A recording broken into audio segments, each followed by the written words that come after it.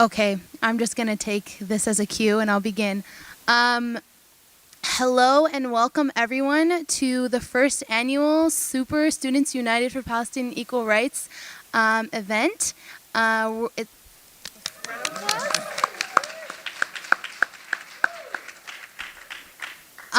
I don't know how to express this in words, but thank you so much for everyone who came. This turnout really, really means a lot to us. This took a lot of time in organizing.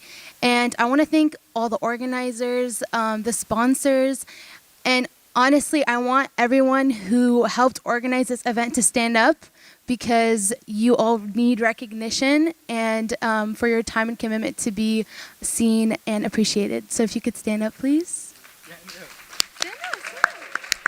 Anik, get up!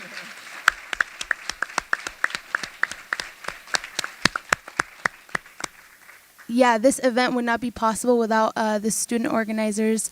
It's just not, me and Azim are simply facilitating, we helped organize, but it wouldn't be possible without all our wonderful team club members. So thank you to you.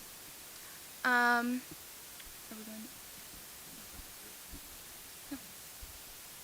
yeah, so I'll give a brief history about Super. So we had an event with Abby actually last fall, and after she was so great in that event that the students in that who attended the event wanted to start a pro-Palestinian group on campus because we realized that narrative was missing here at OSU, and we were also inspired by Portland State's successful BDS campaign. And we realized we needed to do something similar here at OSU. So we all decided to band together and create this group.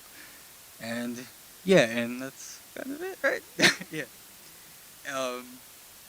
And we have a couple more events coming up. So next Monday at 4 p.m. in Memorial Union Room 206. We have an event, Say No to Pinkwashing, Decolonizing Queer Politics with Instructor Joy Ellison. And we also have... We also have an event on May 16th, Resistance in the Age of Trump with David Barsamian, who's the host of Alternative Radio. So we hope to see you all out there. And if you'd like to get more updates on our group, we have a listserv at the table that please sign up. Yeah, so I think before we begin, we just want to make it clear what the intention of this event was.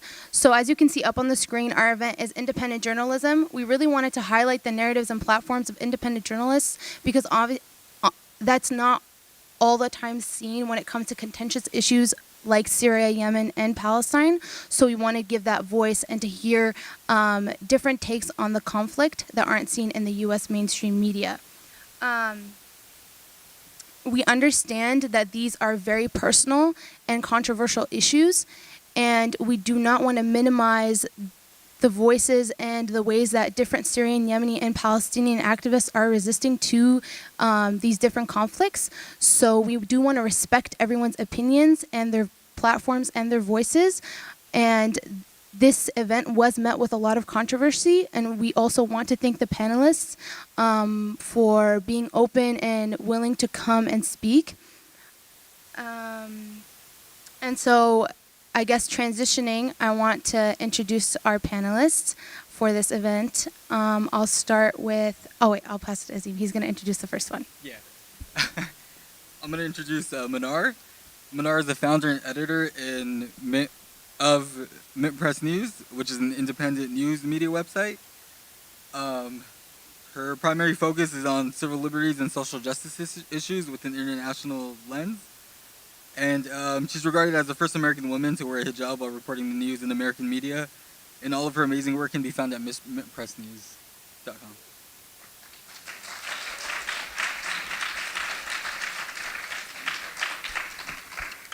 Can everyone hear us okay? Are we good? Okay, good. The next panelist is Abby Martin. Abby is the host, writer, and producer of the show Empire Files. She previously worked at, what's RT? Okay, Russian television, where she hosted Breaking the Set. She also founded the citizen journalism group Media Roots and has podcasted by the same name that she co-hosts with her brother. And finally, she's an extremely talented artist. And you can find some of her great paintings at abbymartin.org. Sorry, tongue twisted.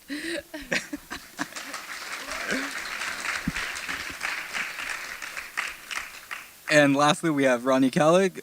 She's a journalist and founder of the website Dispatches from the Underclass, which amplifies voices of the voiceless.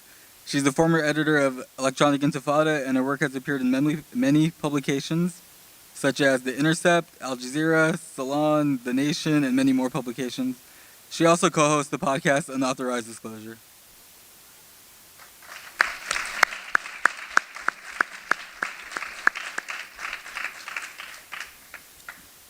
And just to briefly talk about why we chose these panelists, the breadth of their knowledge on these issues are something that aren't seen or displayed, and their opinions are not usually seen in the mainstream media. So we really wanted to highlight that, and also talk about the cost of what it's like to speak the truth through the platform of journalism, and sometimes that is not always valued, and not always valued by a lot of the people who these issues are affecting. And so I think now we can transition to our questions. The way the event is going to work is that the first hour we have compiled, just our group members have compiled a list of questions with each country.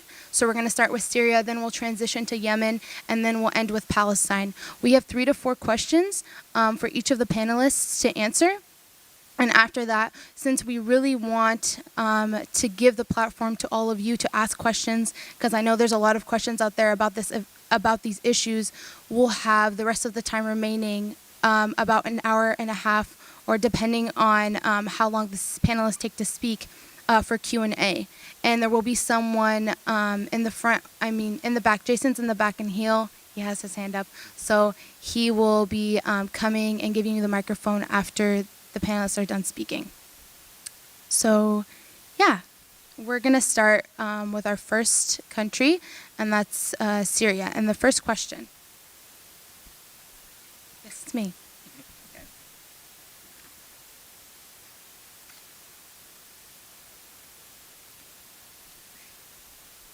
So, just to start off, in light of the recent airstrike that was just put onto Syria by the U.S., we want you to give a brief overview of what's going on right now and just the magnitude of the conflict in Syria right now. So you can, Abby, you can begin, and then Mnar and Rania.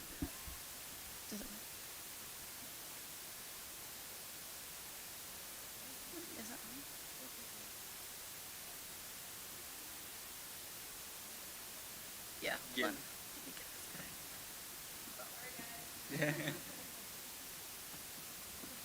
Hello. Yes. Yeah, did you click on? I did it. I figured out the switch. Yay. Cool. Oh, do I work? Okay. We're good. So as many people may know, if you haven't been living under a rock and if you've been tuned into the corporate media, you might have known that Trump has actually waged war on Assad's base. On April 4th, there was a chemical attack that killed up to 100 people in Idlib. Less than 48 hours later, with no investigation and really no consultation with anyone in the government, Trump ordered the launch of 60 Tomahawk missiles, and those are $1.6 million a pop, by the way.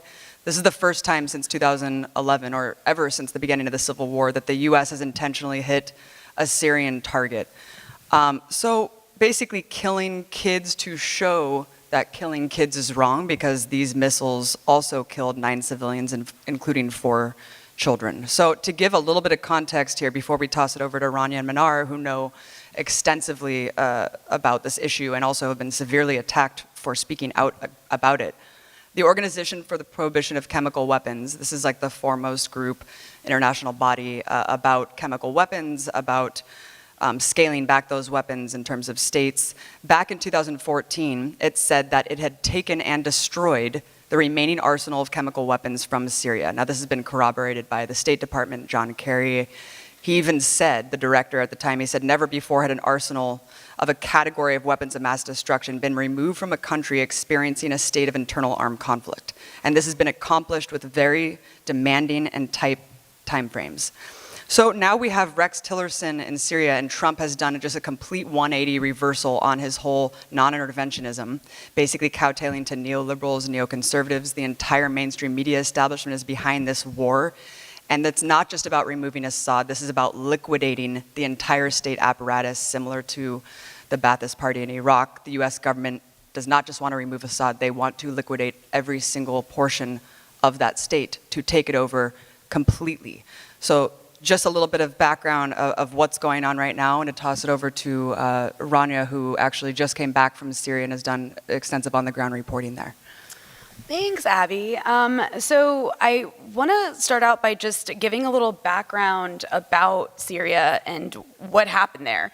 Actually, well, Mnar's going to go back even further than I am. I don't know if you want to start, or should I? Maybe talk about your trip, yeah. Well, I can talk about my trip too, but I feel like, well, okay, so I was in Syria a few months ago, and I'll be going back soon. Actually look that there's more economic interests involved. And the reason why we have countries like Saudi Arabia and Qatar and Turkey arming opposition and Israel arming the opposition is because they have economic interests too. They love to say that this is a sectarian war, that we need to go in and save the Sunnis and the Shias and you know, frame it as a sectarian conflict. But they have economic interests too. Saudi Arabia's largest you know, arch nemesis in the region is Iran, not because Iran is fomenting chaos like across the Middle East, but it's because they have the largest gas reserves in the region. They're an economic superpower and superhouse. And so they pose an economic threat to Saudi Arabia and their influence. The reason why Qatar has been arming the rebels is for the same exact reason. These are oil-producing countries. They're gas-exporting countries. And so they see Syria and Iran and Russia as threats to their economic livelihood. And obviously Israel, as many of you know, has occupied the Golan Heights, which is Syrian land, and that is a very gas-rich region. And so that is the interest for Israel, and I'll kind of wrap this up, for Israel to be arming the al-Qaeda, al-Nusra front in Syria. And so we always have to question more when we get these narratives from the mainstream media. It's always presented to us from a religious lens so that we can take sides. But really, at the end of the day, just like any conflict throughout history, this is a matter of modern-day colonialism, exploitation, and really just about basic economics. I wanted to jump in here before we go into these personal stories of what happened to them, to just go over how unbelievably hypocritical the media coverage has been of Syria, and just point out how startling the hypocrisies are when you look at the context. I mean, now you have CNN actually accusing Russia of being complicit in the chemical weapons attack. Mind you, no one knows what happened or why or who the perpetrator is yet. But already you have this kind of rhetoric coming out there. Extremely bellicose rhetoric against a nuclear superpower, all right? So let's just rewind the clock a little bit and talk about how Britain sold the chemical weapons components of sarin gas. If you really want to point back to the WMD stuff, just like the US, right? The US was knowingly helping Saddam Hussein when he was gassing the Kurds, the whole gassing his own people mantra. That was happening. CIA documents confirm that. We knew about those chemical weapons attack and helped facilitate them. Way deadlier and crazier than anything that's going on in Syria today in terms of chemical weapons attacks. So look, don't give me that shit, okay? It's really ridiculous. And also Sean Spicer today, get this, Sean Spicer gives a press conference and he says, you know, even Hitler didn't stoop to the level of Assad gassing his own people. Meanwhile, he gassed millions of people. I guess Cyclone B is not the same as sarin gas. So pretty sure Hitler gassed and killed more people in like a single shower than allegedly were it's like killed in that's Hitler. how low they're going. It's like it's unbelievable. And also, mind you, Trump has carried out several massacres. So if you want to believe that we're going to these humanitarian interventions because of actually humanitarianism and because we're somehow prompted by civilian slaughter, look no further than the 3 massacres that this government just carried out in several countries over the last 3 weeks, namely the one in Iraq where an entire neighborhood was leveled in Mosul because there was allegedly an ISIS sniper on a roof, and Trump just carpet bombed the entire neighborhood, killing 230 civilians. So don't give me that civilian slaughter is prompting this government to go in and bomb more people. And also, that's on the heels of a massacre at a mosque and a school in Syria. So I just wanted to give a little bit of context of just the utter astounding hypocrisy of our media establishment selling this war and trying to shame people who dare to speak out against these things. And they have insane stories about what happened to them. Mnar, tell them about the chemical weapons Sure. the So thing that happened in Ghouta in 2013. So today, the chemical weapons attack in Idlib that's being used as a pretext it was used as the pretext for Trump's invasion of Syria and targeting of the Syrian army, sounds all too familiar because just a few years ago in 2013, MintPress broke a huge story on a very similar chemical weapons attack that took place in Ghouta, Syria. It's a suburb of Damascus. And that town was actually overrun, just like in Idlib, it was overrun by al-Qaeda at the time. And at that time, though, the media never said that the town was overrun by groups like al-Nusra Front or al-Qaeda. At that time, the narrative was strictly moderate rebels, and I know that everybody has heard that narrative, that label and that term often over and over again. But we had a reporter on the ground who had spoken to residents in Ghouta, and they had reported that it was the al-Nusra, which was al-Qaeda's Syrian arm, that they had committed the chemical weapons attack. And this was 3 days after the chemical weapons attack in Ghouta took place. And what had happened is, just like with Trump, Obama and John Kerry had actually come out publicly on TV to address the American people, saying that Assad had crossed that red line. They were interviewed, they were questioned, and Obama actually admittedly said, we don't have the evidence, but we strongly believe that Assad had been gassing his own people. And again, this whole humanitarian war narrative was being presented to the American public. And so, we also had at the in the Mediterranean Sea, we had warships aimed at Syria. So an all-out war was just about to take place in 2013. We had our journalist on the ground, Yahya Ababna, who had come back to us with reporting with these interviews with these Syrian doctors, with even UN officials, and we had confirmed with the Jordanian government officials through our other journalists that it was the Syrian rebels who were the al-Nusra Front who had committed the crime. And of course, we will never know the truth, but these are based on the interviews that we had gotten. And immediately the story had gone viral, and we were praised by much of the public. The mainstream media completely ignored the story, but we were praised by a lot of the indie press. But within a couple of days, our journalists became basically a target of an organized smear campaign. One of our journalists on the story, Dale Gavlak, had also worked for the Associated Press. She received calls from the Associated Press that she had to retract her involvement from the story because even though she was just freelancing for them, it made the Associated Press basically look bad and basically contradicted their coverage. And then Yahya had been receiving death threats. He would get called in with Jordanian intelligence in the middle of the night. He was kidnapped a couple of times, harassed, beaten in Jordan for the coverage of Syria. And then, of course, I found myself, even though I was not involved in the story, but as the editor of MintPress, I became the subject matter of an organized smear campaign as well. And I found myself on the front page of BuzzFeed next to a picture of Bashar al-Assad and a picture of some of my family members and some of my staff, and we were basically called Iranian agents. We were paid for by the Assad government to push propaganda, and that I wore hijab, and I was 25 years old at the time, and that I was too young to know what was going on in the world, and that there must be a government funding me and behind our coverage. And so the story now had shifted away from who the hell gassed the Syrian people to who is Mnar Muhawesh and how is this young woman basically breaking this international news story, and it became a complete smear campaign against me. And our reporter, Dale Gavlak, on the story had received so much pressure from the Associated Press. At first she told them, I can't retract my involvement, I stand by the story. But then she came out publicly and said that that MintPress refused to remove her name off of the story, but that she did stand by the story and that she did write it, but she can't have her name on the story. And so it just became this fiasco, this dramatic theater event for the media, and they just ate it all up because it became more interesting than actually figuring out who committed the chemical weapons attack. Of course, this was a very lonely feeling because I had appeared on one of the top 10 websites in the world, BuzzFeed, as you all know, that produces all our fancy cat videos. And so it was like a tabloid story, but these are the kinds of stories that both Ronnie and I have been through, because when you challenge the narrative, when you stand up to the war machine, you become a target. And you're not targeted for your reporting. You become like, it's a smear campaign. It's a character assassination. It's about who you are, who you're friends with, who you're related to, what you're wearing. And for me, it was like about my hijab, the fact that I was Palestinian American, like things that didn't even matter to the story. And so this is why it's so important for journalists, especially independent journalists, to stand together, because it's a very lonely feeling. But at the end of the day, if you're doing it for the right cause, you can, it feels good to challenge that narrative. But I mean, for me, it's I think one thing that's been really difficult about the Syria issue is that the attacks and the smears and, well, first of all, the whole purpose of that is to shut people like us up. Because if you hear what maybe I have to say or what Mnar has to say, you might hear it and say, oh, that actually sounds pretty reasonable, right? Like that, okay, that makes sense.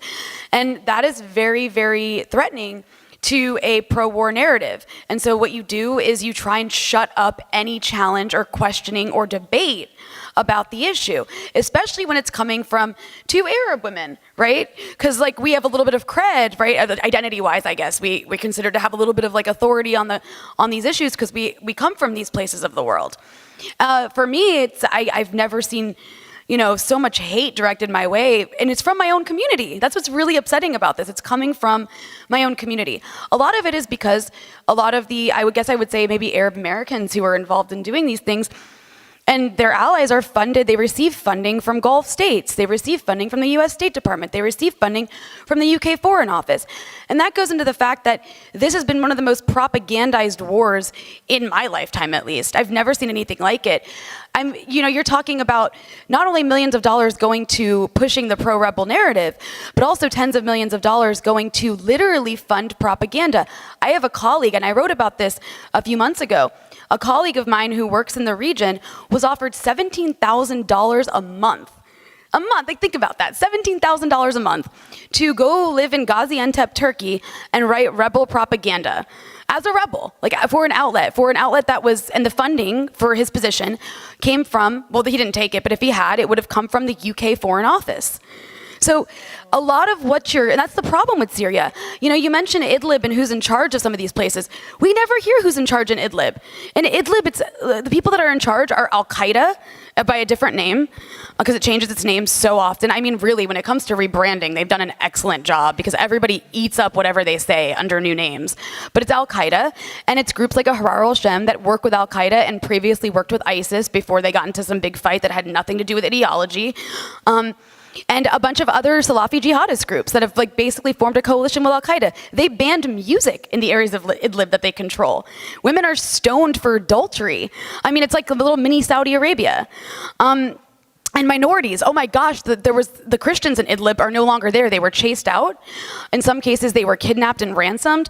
And I have friends and I've talked to people who don't know what happened to their Christian families in Idlib because they couldn't afford to pay the ransoms.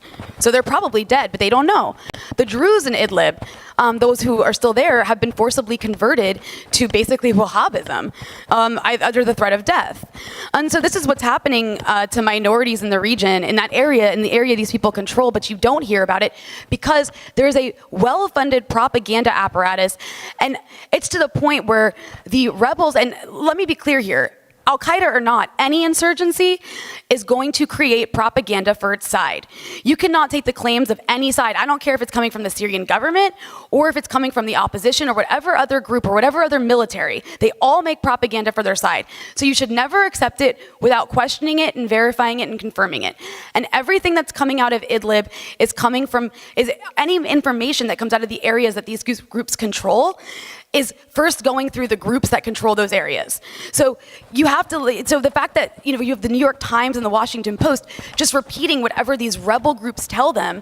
In the case of the recent alleged chemical attack, the doctor that was cited by every single mainstream media organization covering this conflict, a guy named Shajul Islam, and what they don't tell you is that in 2012, this man, who is a doctor who was educated in the UK, he was prosecuted for helping jihadist groups in Syria kidnap journalists. And he was named specifically and identified by 2 journalists as helping with their kidnapping. And the only reason that the charges against him were dropped was because one of the journalists could not testify in person because he was kidnapped by ISIS, and the other journalist was not in the country. That is the only reason that the charges were dropped. But you don't hear this. They don't tell you this when they're citing this man as though he's a credible source. And that's how most of the sources in these areas are. So the propaganda aspect of this is very, very important to understand. And I don't want to take up too much time, but I just want to mention one thing to add to what Mnar was saying about sectarianism.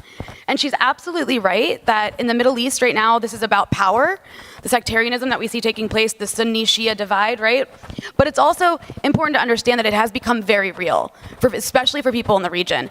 And it goes back to 2006, after Hezbollah defeated Israel in the war between Israel and Lebanon. And after that, it really freaked out the U.S. and Israel and Saudi Arabia that Hezbollah was able to do this, and that Hezbollah had become almost like a hero group in the region across sects in many ways. And so after this happened, the Bush administration and got together with the Saudis, and they basically launched covert operations starting in 2007 to inflame anti-Shia sentiments in the region. With the aim of undermining Iran and Hezbollah. And that meant emboldening Sunni extremist groups like al-Qaeda, especially al-Qaeda in Lebanon and like the Muslim Brotherhood in Syria. And this was exacerbated, of course, by the Iraq War and the execution of Saddam Hussein, which became, like in a weird way, became like a Sunni martyr in the region, or seen as a Sunni martyr, largely because that's the way it was portrayed by a lot of Gulf-funded Arabic media channels like Al Jazeera Arabic and Al Arabiya, which have done more than anything else, or have had a significant impact on the way people view sect in the region, especially Sunnis. They promote the Sunni victimhood narrative that a lot of people have bought into. And with Syria, it gets much, much worse. Because now you have a situation where, you've got this sort of Sunni identity crisis in the region, and you've got Saudi Arabia trying to fill that vacuum in an effort to be able to undermine Iran, and that's incredibly dangerous because the ideology that Saudi Arabia espouses is, it's basically fascistic. It's extremely sectarian, it's genocidal, and it's basically the ideology that drives and inspires groups like Al-Qaeda and ISIS. And that is why you see a lot of these groups turning inwards in a lot of the region. You'd see like a lot of minorities being pushed out and persecuted and killed because of the spread of Wahhabism throughout the region. So it's become a very real threat to people's lives, and also the threat to other Sunnis too, who are secular or who don't abide by Wahhabi-style ideologies. They're killed as well. And so it's very dangerous what's taking place. The U.S. has basically played with fire, and now there's a kind of hatred in the region like I've never seen before. And I would add, this is how bad it is. We're going to end up talking about Palestine at some point. It's gotten to the point where, talking to refugees in camps in Lebanon, you've got I've talked to Palestinians who have started to see themselves as Sunni first instead of Palestinian first. I mean, who does that benefit more than anybody else? Israel. So the identity crisis in the region is very real, and it's kind of become a self-fulfilling issue, and people are dying over it, and it's terrible. I just want to add one final point, and that was very well stated, Rania, about this new version of Sunni Islam that were being presented by these groups like Al-Qaeda and the Muslim Brotherhood. This is not real Sunni Islam. This is a new perverted version of Wahhabism that's trying to hijack the Sunni religion. And we just have to keep in mind that, again, if we look at history and we figure out the geopolitics of the region and why this is important, and we have to look at also the creation of Wahhabism and this ideology, is that wasn't a natural, born process within Islamic history. That was actually a product of British colonialism to fuel that kind of sectarian ideology. And Wahhabism actually started out as a political movement, very similar to the Taliban that we see today. It was funded and reinforced by colonialism and by the U.S. government. That's the same thing that happened with Wahhabism, and that's why it's so strong today. It's not an organic religious movement. It was 100% a product of British colonialism, and now it's being used by the U.S. empire to basically wreak havoc, not just in the Middle East, but across Africa too, in countries like Somalia, in Mali, in Sudan, in Nigeria, to basically have a sort of control or proxy control over Muslims, and to basically craft Muslims through an Orientalist lens of what Muslims are, crafted in our media today as barbaric, hating women. We stone women. Women are not, don't get educated. The men are, evil. They're barbaric. They're backwards. These are all products of British colonialist, Orientalist ideology that basically pushed this Wahhabi movement throughout history. And so I just wanted to make that point so people can understand that even with these narratives, we have to understand, where did that Wahhabi ideology come from? It's not a religious organic movement. It was 100% a political movement funded by British colonialism. It's an extension of U.S. empire. Yes. Yeah, and before we move on to Yemen, sorry that this is taking so long, but I just wanted to say, just pause a question, like, when did it become bad to just question what we're being told? For God's sake, these are the same intelligence agencies that lied to us about every war, have literally created impetuses, like, to get into wars. The Gulf of Tonkin never happened, etc. The list goes on. I mean, so why is it so bad to just ask for evidence, whether it be Russian hacking into our elections or this chemical weapons attack? So I don't see... I just feel like we really need to push back on the shaming and just shutting down of people who ask why and how. Why are we getting embroiled into another war? From the same people who were saying that Trump is basically a puppet of Russia and that's mentally incapacitated, right? Mentally unfit to lead this country. Somehow we should line up behind this man to launch a war. That does not make any sense. Just look at what happened in Libya, the same thing. We were told that Gaddafi was on the verge of committing a giant massacre in Benghazi, that he would kill all the protesters. 5 years later, this is after he gets sodomized by the rebels with a bayonet on video. An entirely failed state. This is admitted, it's an ISIS haven. And 5 years later, the UK comes out with a report just saying, oh, by the way, that was all bullshit. There was never going to be an impending massacre. Oh, everyone forgot about it. Sorry, we've moved on to Syria. Yeah. So we really need to just take a step back here and question things. I can't stress that enough. Thank you so much. Yeah. Well said. You answered a lot of our questions. So thank you. We are running out of time for our portion on Syria, but there's one last question that I'm going to beg you to answer very briefly because we have to move on to Yemen and Palestine. But the last question that we have is just to kind of wrap up this issue, because I know that this probably raised a whole host of questions and concerns. Just to wrap up, just speaking to the public, trying to understand and keeping up with this conflict, who do you think are the most important actors to pay attention to during the escalation of this conflict? The most important actors. So that's What for do you mean? any panelist to answer. Like over there or here? Yeah, what do you I mean? guess both. Like state actors and non-state actors in this conflict. I mean, I think I would say the most important actors to pay attention to are the U.S. allies in the region. I mean, they've played a massive role in this conflict.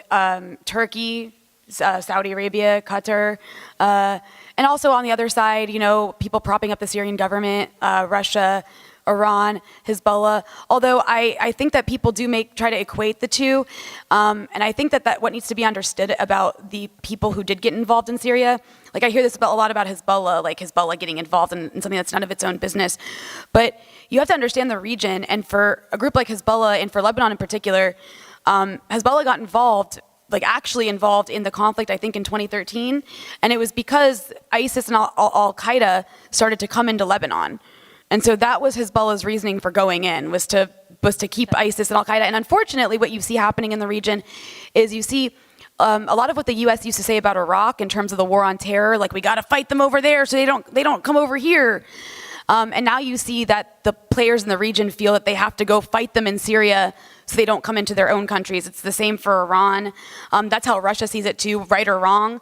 That's because ISIS and al-Nusra Front have both announced publicly on multiple occasions they are heading straight into Lebanon to topple Hezbollah. Mm-hmm.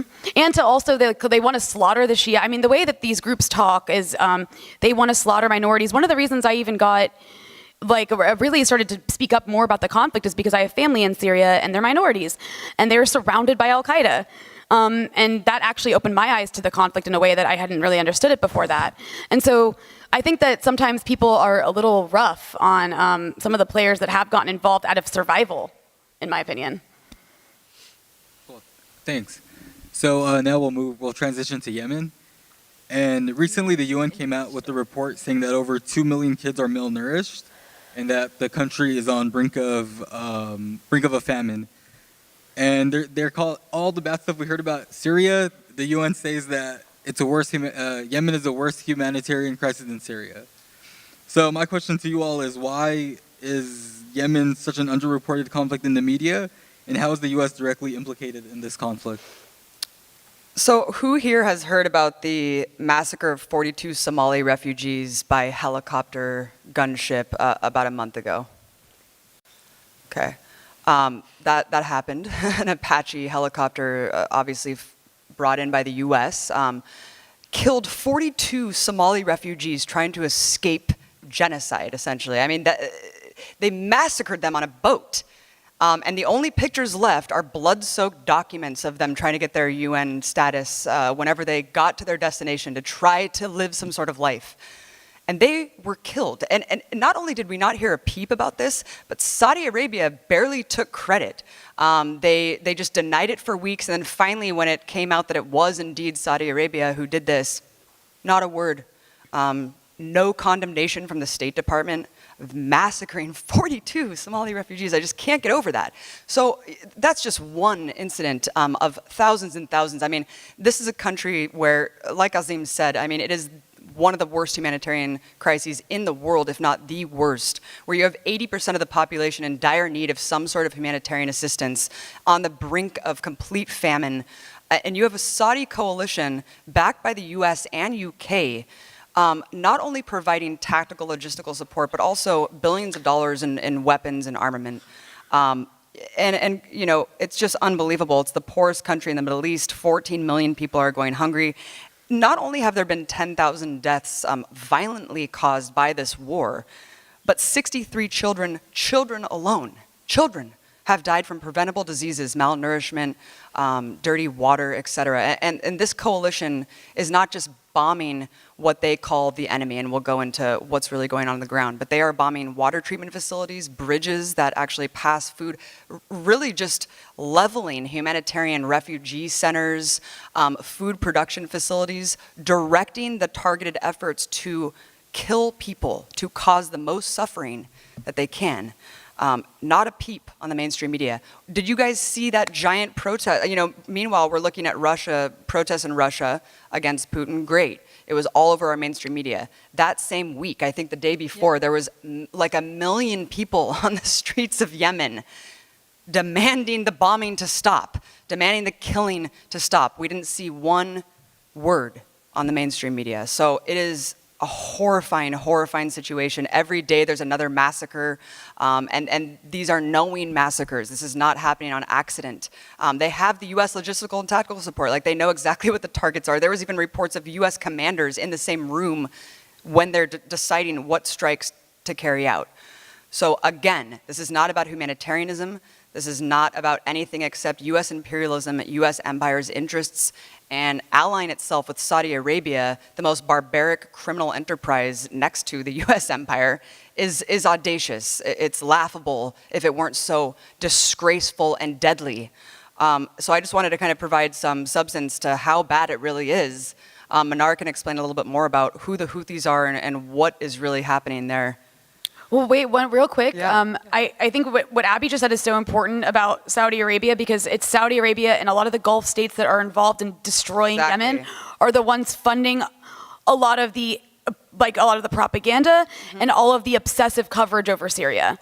About the humanitarian crisis in Syria. So it's this big. The irony in that is just it's kind of shocking. It is. We have countries like Saudi Arabia, who is literally arming, or I guess not arming, they are committing a genocide in Yemen, crying over a humanitarian crisis in Syria that they're also fueling to demand that the world intervenes in Syria and topples the Assad government.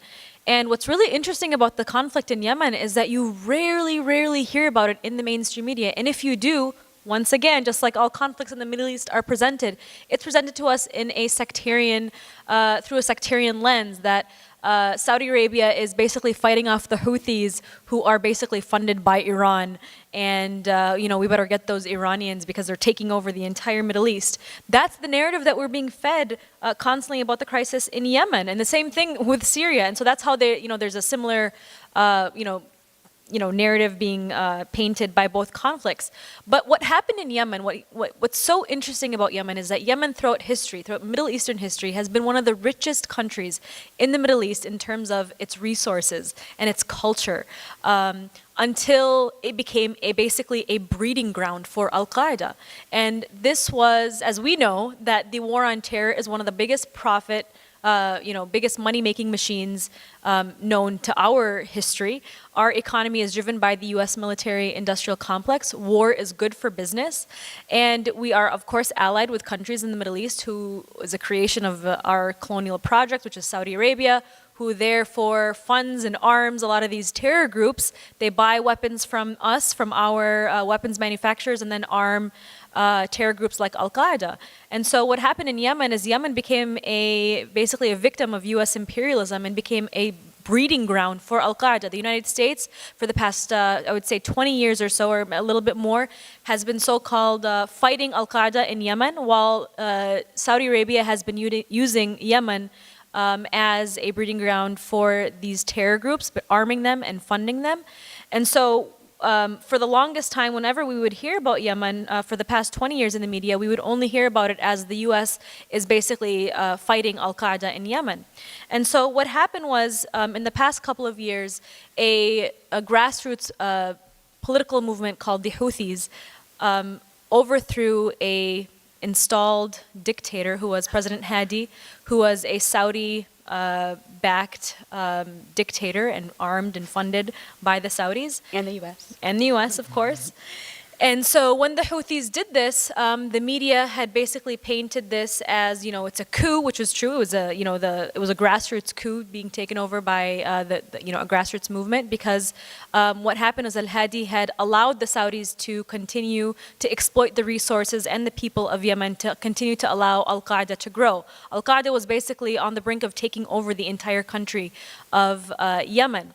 And so I don't mean to make this whole story really boring, but the reason why Yemen has been a very, very important place in the geopolitical atmosphere, I guess you could say. Just like every conflict, we can look back and look at the oil and gas interests.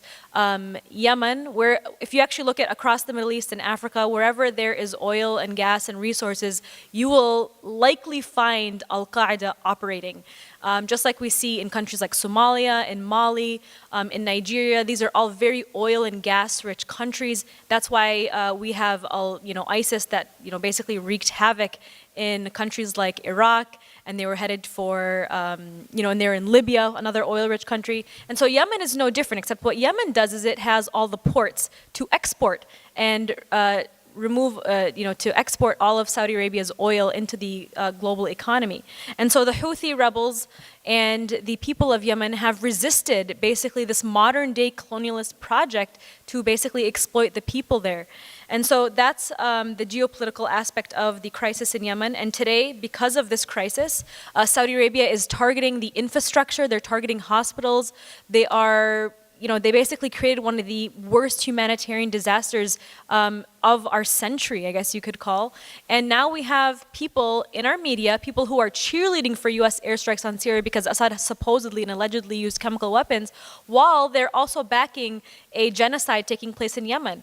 The countries that are arming and fueling Saudi Arabia's genocide, of course, are number one, the United States.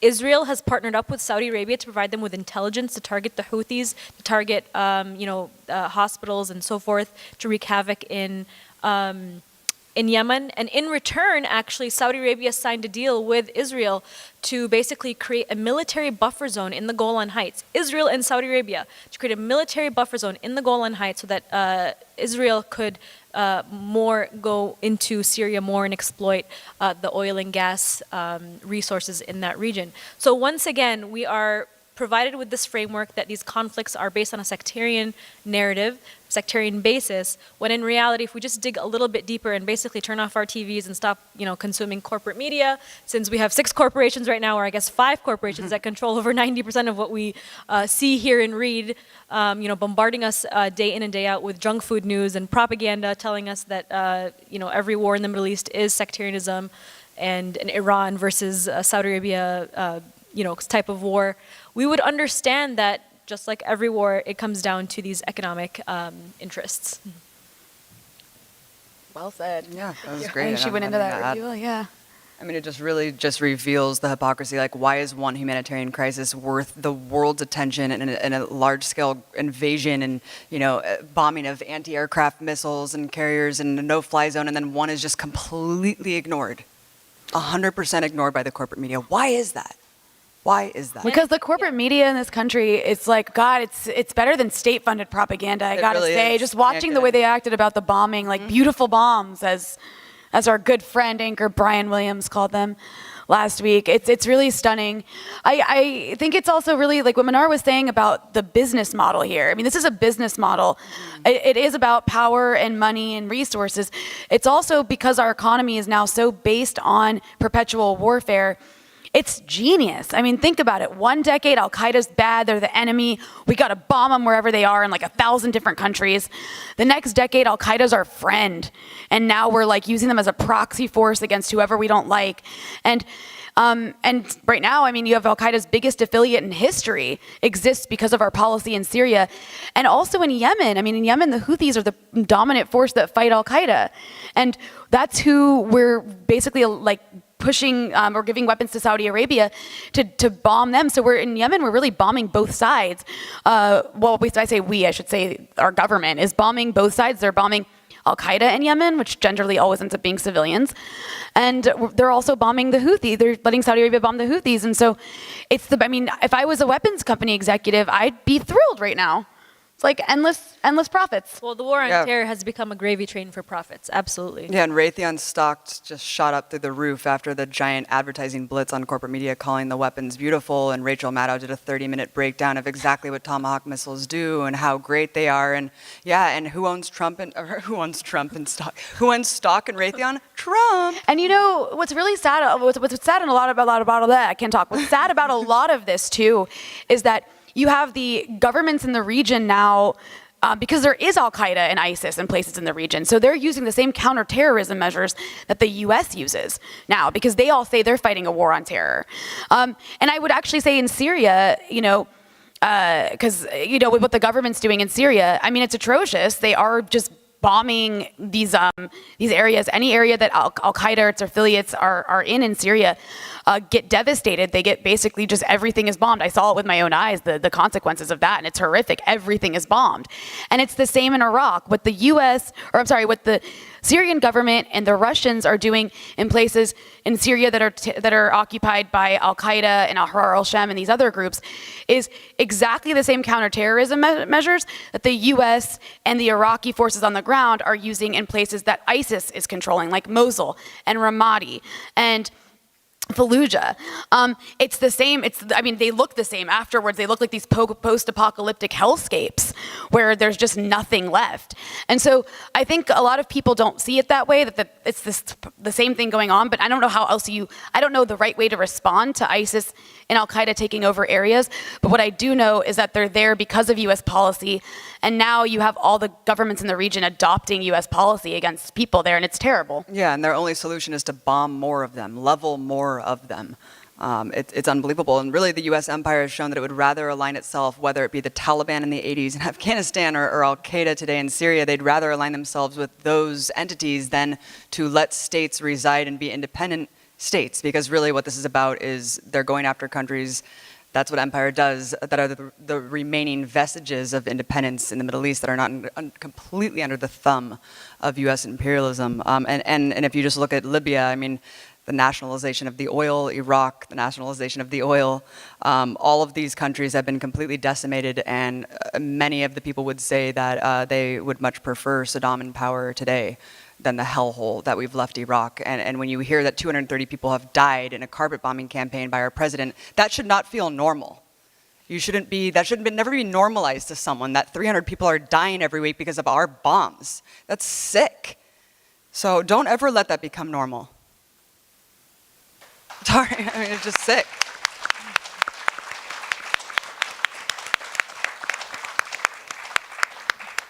Thank you again for all your input.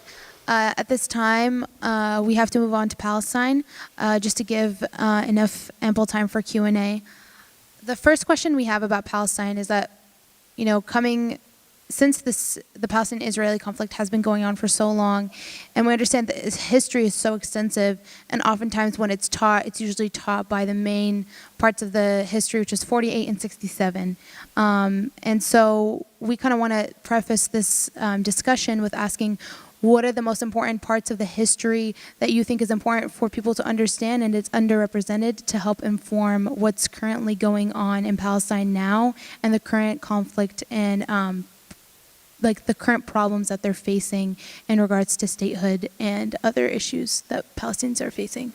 So it's presented as like one of the most complicated issues in the world, and really it's one of the most simple issues, is that a neocolonial state was basically created on top of another country. In 1948, the UN just basically partitioned off a portion of Palestine, and without any input of Arab neighbors, of native Palestinians, and just created a colonial settler state. And unfortunately, Israel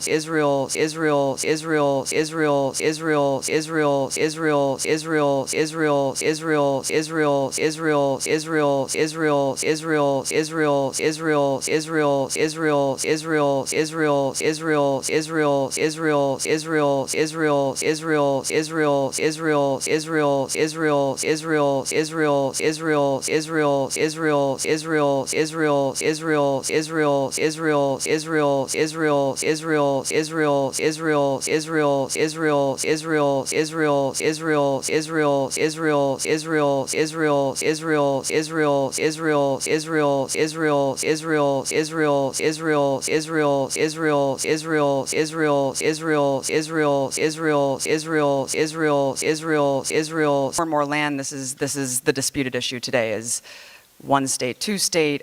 No one really understands when they hear about Palestine. They think it's just like one state and then Israel's the other state. It's really three different sections: Jerusalem, the West Bank, which is just basically a series of dotted territories that settlers have invaded and illegally occupied still every day. There's more and more.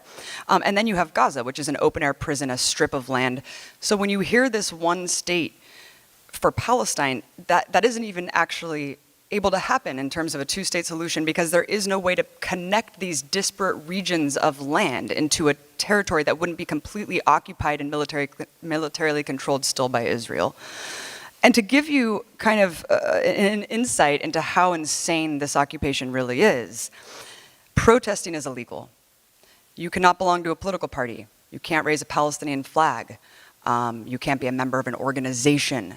These things are all completely illegal under Israeli military law. That's why 40% of Palestinian men have been to prison in Jerusalem and the West Bank. There are no rights. There are no political rights or avenues to protest whatsoever, whether it's nonviolent, violent. All of those have been completely crushed. So there's many things that we can talk about, but yeah, I mean, that's the basic. In 2004, and there was a series of intifadas. You hear these mass uprisings, and that's when the apartheid wall, that giant scar going through the landscape of Palestine today, was constructed in 2004. And it really did just completely divide. I mean, I talked to people when I was there who their neighbor lives now 5 hours from them that was their next door neighbor before the wall was constructed, because they just totally fucked up the landscape, and now it just makes it much more harder for people to get from one place to the other. You have these checkpoints set up, and when people call into question the apartheid term and say that's not true, you can see it just being there. There's different cars for settlers as opposed to Palestinians. There's different roads. You have to go through militarized checkpoints wherever you go.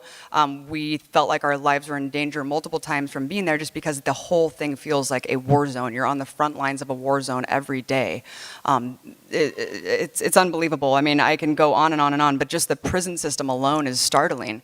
Because not only have that many people been in prison, but when you see how cruel the prisons are, they can hold you up to 180 days under what's called administrative detention. And on secret charges. You never know what you're being charged with, why you're being held.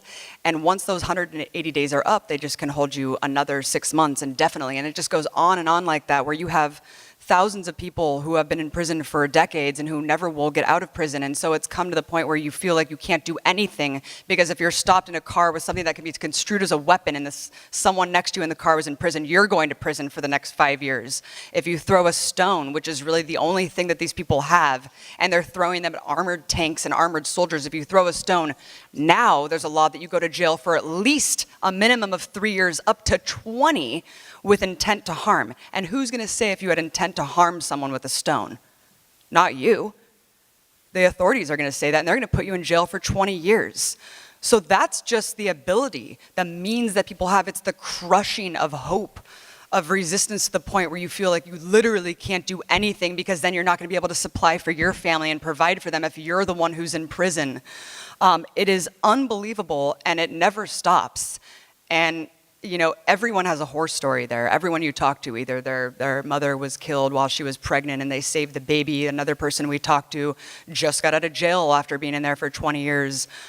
It never, ever stops, the horrors of what is going on there. So I don't know if you guys, I mean, I could say so much more, and we can get into the white supremacy stuff and why there's really no hope, I think, from outside Israel. But if you guys want to add to just Well, I can talk you're about, Palestinian, yeah. Sorry that I just like hijacked that. I'm like, I'm sitting next to a Palestinian, I'm going to tell you what it's like. No, but you just came back, so I think you have a very fresh perspective. And, you know, I just want to say that the only reason I am here and doing what I do in dissecting war narratives is because I'm Palestinian American, and I was born and raised right here in the United States. But when I was 9 years old, my parents moved us to live in Palestine because they're Palestinian and they wanted us to learn about their culture and heritage. And as Palestinians, they're very proud to be Palestinian. They'll make sure you know it when you meet them. And they wanted to make sure that, you know, our roots and our Palestinian culture wouldn't die from living in the United States. And so I was a victim, and like many Palestinians, a victim of the occupation, and I was absolutely traumatized by what I had seen. We had moved there when I was 9 years old, and obviously I was a very young girl, but it was a very interesting age because I was aware enough to understand that we had just moved into apartheid. We had just moved under military occupation. I mean, we're talking, I just came from Minnesota, you know, suburbia in Minnesota, and we had just been, you know, moved into Jerusalem and Palestine. I mean, it was an absolute culture shock for myself. And the first year and a half, almost 2 years, were quite calm. However, it was very hard not to notice the soldiers roaming in the streets, always intimidating Palestinians, the Israeli soldiers with their guns aimed at people, and the militarized checkpoints, houses getting bulldozed constantly, kids being denied an education at checkpoints, you know, soldiers shooting rubber bullets. You weren't allowed to even, you know, have cameras or anything at checkpoints and so forth.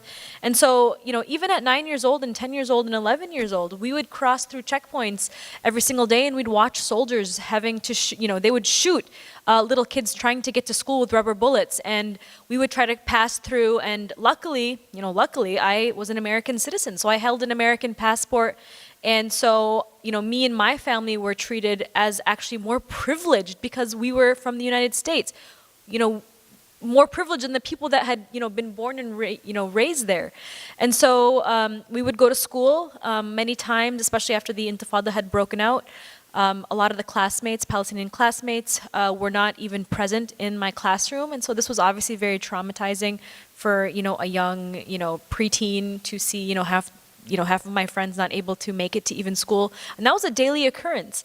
When we would cross through checkpoints, our taxi driver a lot of times would have to yell duck because soldiers would be shooting at people. They'd be shooting at elderly people who would just try to get through checkpoints because they needed to get to the hospital, but they couldn't because they didn't have the right travel permits, even though they were in their own land, in their own country. And just like Abby described, you know, if you're Palestinian, you had to carry a specific kind of, green hawiyah. It's called the hawiyah for the, you know, local residents for Jerusalem. Otherwise, you couldn't cross through, except if you were Jewish or American or anything else, you would be able to cross through just fine.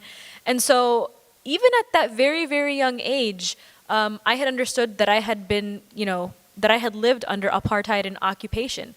We would stand on our rooftops in Jerusalem and we would watch fighter jets shoot down laser beams and bombs basically on houses in Ramallah. And I don't know till now how my parents allowed us to sit on the rooftop and watch this, but we did, because that is life in Palestine. I mean, it is just simply a war zone. You're there to survive. Our water was cut off regularly because we were Palestinian. Israeli settlers were to be feared because they would sometimes in the middle of the night go and kidnap children. They'd kill them, they'd murder them, they'd suffocate them, they would torture them. And so at night we'd have to lock up our homes and so forth. And so when I had arrived back in the United States in 2001, right before September 11th, as an American, I mean, just imagine me having lived there for just 4 years, I was completely traumatized. And the first thing I noticed, of course, is just how quiet and green and organized and serene everything is right here in suburbia. Because all I could think about was what I had left behind. I had what a lot of military service members come back with when they return from war. I had survivor's guilt. All I could think of was the war that I had left behind. I was completely traumatized. I suffered from anxiety. I had PTSD. I had to go to therapy. I had to go to counseling. If somebody uttered the word Palestine, I would just fall down literally in tears. And I'm actually getting kind of shaky right now. Yeah. Because it was just so much to digest, to process for such a young person. I was like 12, almost 13 years old at the time when we had arrived back to the United States. And most people didn't understand the conflict. Once again, I had turned to the media to learn more about what was happening in Palestine. And just like every other conflict in the Middle East, it was presented in a religious manner. It's Muslim versus Jews. Muslims want to kill all the Jewish people, and the Jewish people in Israel, they needed a place to survive and form a democracy in the Middle East. Israel's the only democracy in the Middle East. And I was like, what? I just saw apartheid. I just saw human rights abuses. And no one would believe me. They just thought that I was a Jew hater, even though it had nothing to do with Judaism. It had nothing to do with Islam. It was just modern day apartheid, occupation, and colonialism. And so seeing all these things really became, honestly, as hard as it was, the driving force to get me to, even at now I was 13 years old, to say, hell no, this is all lies, this is propaganda. I'm going to become a journalist, I'm going to stand up for what's right, and I'm going to challenge the narrative of the Israeli-Palestinian conflict. It's crazy you had to be there to do that, because when I was 18, I still didn't even know what Palestine was. Nobody knew what I honestly didn't know until I went to college and I started to unwrap the whole issue. And I think that I really didn't realize the media skew until, well, obviously that should have made me realize that, hey, what is this? But when Israel actually attacked that boat, the Gaza flotilla in international waters, this was like a massacre. These Israeli commandos just commandeered on a ship in the middle of international waters and just started executing people who were completely unarmed peace activists bringing aid to Gaza. And the way that our media covered that was revolting. I remember CNN, MSNBC just circling, just playing this propaganda video given to them by Israel, and it just showed the people, commandos on a boat, and just showing the people on the boat trying to protect themselves because they just saw people get executed in front of them, and they know that their lives are in danger, and they picked up chairs, and they're trying to fight these guys off, and they're like, look at the terrorists with weapons hitting these military people with chairs. It's they're gonna die. Of course they're just picking up whatever's on the boat and trying to protect themselves. So that's when I was like, holy shit, something is really, really warped with the way our media is covering this. Wow. Well, it's no kidding, because how much does the United States provide Israel in military aid each year? Yeah, of course. And they have a Hasbro factory that is the most polished propaganda factory in the world. They give people hot air balloon rides around Tel Aviv if they edit enough Wikipedia entries. I mean, this is really going on because they know that they need to dominate the narrative, because that's the only thing Israel has, is the narrative. That's the only thing they have. The only way to sell colonialism. And I would argue that what Israel is doing is worse than apartheid. And the reason I say that is because it goes further than that. I mean, Palestinians, basically based on their ethnicity, they're kind of like the unpeople. Israel, it's the whole idea of Zionism is to have this majority Jewish state in an area of the world that is not historically majority Jewish and has a lot of people who aren't Jewish in it, who are indigenous. And the only way you can keep it majority Jewish is if you keep those people rightless, having no rights, and stateless. And also beyond that, it means that they're basically a surplus population that they don't want. With apartheid, at least in South Africa, in the South African context, black South Africans were needed as labor. Palestinians aren't needed. Israel, if it could just erase them completely, it would. It's just, it's the 21st century and you can't really do that. Maybe they could get away with it, I don't know. But so they've created, their whole economy actually is based on having created a way to control a population you don't want. So warehousing them. And so what Abby was describing in the West Bank is basically it's warehousing and controlling people in little like hamlets, ghettos. Or ghettos. Yeah. In the case of Gaza, it's just this massive ghetto for just like to dump Palestinians, Palestinian refugees in, and it's become almost this experiment, this ground for like experimenting with military weaponry and experimenting with ways to control populations, and so that's why when it comes to police departments in the U.S., almost every single major police department in the U.S. and a lot of small ones have at some point since 9/11 sent their senior commanders to go train in Israel and learn from the Israeli army and the Israeli police and Israeli intelligence and the whole security apparatus. And they've made a whole industry around this. So they're selling their tactics to other countries, and other countries are taking those back home, including in the U.S., and using them on their own oppressed populations. And so beyond that, you also have drones. I mean, Israel uses Gaza as like a testing ground for weapons of mass destruction. And then it goes, for chemical weapons too. God, we talk about chemical weapons. I mean, white phosphorus in Gaza twice, and no one cared. But Israel then goes onto the international arms market and sells its weaponry as, battle tested and combat proven. And these are like the seals of approval for your weapons and tactics. And so they make a ton of money on this. And their whole economy has become based around how to better control populations and how to more effectively manage and kill them so that they don't rise up against you. And so that's Israel's whole industry, and the US profits from it too. But this tiny little country, it's the size of New Jersey, relatively speaking. It's the #1 seller of drone technology around the world.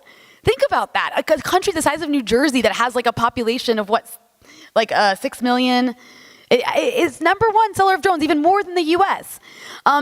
That is because Israel has like a ground to test it on people who literally have no rights. Israel is basically a mini America. It's become, it is 100% driven through, genocide, colonialism, and now a military-industrial complex. I wanted to just say 2 really quick things that I didn't know when I, studying this issue extensively, watching countless videos, reading articles, and then getting on the ground and seeing it with my own eyes, like Mnar was saying. I mean, it's really just a completely different situation. The settlements alone are shocking because not only is every settlement in the West Bank illegal under international law, but the way that they do them is crazy. And Israel actually just retroactively legalized even the illegal settlements according to international law. But what settlers do, and even funded by Jared Kushner, our Trump's son-in-law, he's invested personally in a couple of settlements, but anyone from around the world can just go and plop a trailer truck on top of an Arab village in the West Bank, like literally on top of a village, and they do that strategically so they can have control over the villagers, and they can throw shit at them and break things and be like almost occupying their space. It's the architecture of oppression, right? So these people move on top of these villages, and then you have the Israeli state immediately providing water lines, security, electricity, and they'll create a hub, and that's how like a settlement gets built unofficially. And so those were actually considered illegal even under Israeli law until recently. And actually I think the Knesset just retroactively legalized those. So that shows you how crazy it is that like anyone from around the world, meanwhile Palestinians like can't even keep their houses, right? If they leave their house, they can get occupied and bulldozed. And another really crazy thing is you kind of hear these words thrown around, Gaza, West Bank, Jerusalem. I didn't really realize that over 70% of Palestinians living in the West Bank can never even go to Jerusalem to pray at one of the most holy sites, the Dome of the Rock. I mean, they cannot get there because they are not allowed to. If they're lucky, maybe once in their life they can get a permit to go to Jerusalem and pray or go to the beach. And I talked to one 15-year-old girl, and I was just like, what are your dreams? And she was like, to go to the beach. The beach is a mile away from her house, and she can't go there. She's never been because she's Palestinian and just collectively punished for being Palestinian. The settlements are insane. The way that they deliver home demolitions, they put a rock with a piece of paper, and that's if you're lucky. If you're unlucky, you will get invaded by settlers, and your house will just be completely taken over, and you just get kicked out. And this is it's just unbelievable. The apartheid is no joke. and they also have a law after the Second Intifada. They started just breaking the bones. This was actually a top-down policy from the military to break the bones of Palestinian protesters, children. Now it's moved on to shoot to cripple, where they shoot people in the pelvic region or the reproductive organs, and that's not by mistake. I talked to a woman named Aya who also threw a stone after the Gaza massacre in 2014, where 500 children were slaughtered. It was horrific, and they were protesting at one of the most infamous checkpoints in Palestine, Calandia checkpoint, and she was there on the front lines, and they just started shooting bullets at him. They just started shooting live ammo. Guy in front of her got killed. He got shot right in the heart. Girl next to her was just holding a Palestinian flag, got shot in the legs. She's paralyzed now. And Aya, the one that I talked to, got shot in basically her pelvis. And she was lucky. The bullet is still lodged there. She couldn't even go to the hospital because if she said she went to the hospital and put her name down, she would be a target then because she would be enrolled in the medical system and that Israel would know that this is a survivor. I mean, that's how deep this goes, that you will be a target for life if you simply get shot and try to get the bullet removed. So it's just, the stories are just endless of what happened to these people. But I visited another village, the Dawabsha family, and this is a family who suffered a horrific settler terrorist attack. You hear about Palestinian terrorists, all these people are terrorists. Well, there's a lot of terrorism going on in Palestine, and a lot of it's from actually settlers who are so crazy. You'd have to be fucking nuts to go move across the world when you have citizenship in another country and move on top of an Arab village. You know who else does that? Move on top of a fucking Arab village. Strikingly, we know who else does that is people who go and fight with ISIS and Al-Qaeda. Seriously, they move from like European countries in the U.S. to go fight Arabs. Same mentality. And it's Psycho. sick. And these people are rewarded. They're codified. They're protected by the government. And it's even more psychotic because Palestinians can't have weapons, obviously. They can't even hold a flag. So you have these Israeli settlers who are just armed to the teeth with like M16s, and they're just living on top of your village and just They're like from New York. marauding around like from Brooklyn. They're from Brooklyn, New York. They're from Brooklyn, like with a fucking gun in your face, and they kill you. Like we visited a grandfather with his young son, Ahmed, whose whole family was burned alive by settlers. One person out of like 15 teenagers got arrested, and it was just like a cursory arrest, and it was like totally just like a fake thing, and he's released now. Maybe on house arrest or whatever, but it's just unbelievable. I mean, these acts are encouraged. The government likes to denounce them and say these are just extremists. Well, why is it then that you have 30,000 people in the streets of Tel Aviv chanting death to Arabs? Why is it that when you have a soldier execute an unarmed Palestinian in the U.S., if a cop executed an unarmed black person, we'd go out in the streets and protest the police officer? In Israel, you have mass rallies in support of the soldiers who execute Palestinians. That's the difference. So we can get into the white supremacy and the absence of the left if you want to. Yeah. What Abby just said, I mean, that's one thing that about Israel that's really, it's shifted. I mean, the government in Israel has shifted so far to the right, to the point where you have the Israeli justice minister, Ayla Shaked, during the last war on Gaza, saying that women should be killed in their beds to prevent them from birthing little snakes. Exactly. That is the language of genocide. You have people like Naftali Bennett, who is the education minister, talking about how Palestinians are committing massive self-genocide, and talking about how he's killed Arabs. So what? Who hasn't? It's a great thing to do. I mean, you've got people like Miri Regev, who I believe is at least she's the culture minister, who incited an anti-African riot and compared Africans to cancer, and then apologized to cancer survivors for insulting them by comparing them to Africans. I mean, that is the leadership in Israel that we are arming to the tune of how much now? I think that we gave them now $38 billion for the next 10 years. And it's really scary at this point because the government's moving so far right. You've got people actively talking about genocide. God help the people of Gaza the next time Israel bombs Gaza.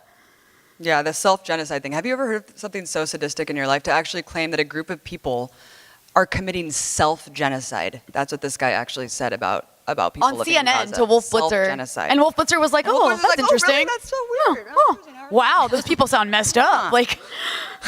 So, Israel likes to tout itself as this multicultural, diverse state. Yeah, we got a lot of we got Arab Jews and we got all these people living here. We got Ethiopian Jews. They're literally massacring Palestinians. Yeah, not only are they massacring Palestinians en masse, but even the Ethiopian Jews are just completely second-class citizens. I mean, this is totally separate, but it shows you how Israel really is like a white supremacist. This is about ethno-nationalism. This is not about a Jewish state that is integrated with all Jewish people of all different races. African refugees, we'll start with that. They only consist of 0.5% of the population, but they're banned from major cities, working and living. Like you were saying, Rania, they just completely excluded from society. They don't even want to pretend like they're a part of the workforce or anything like that.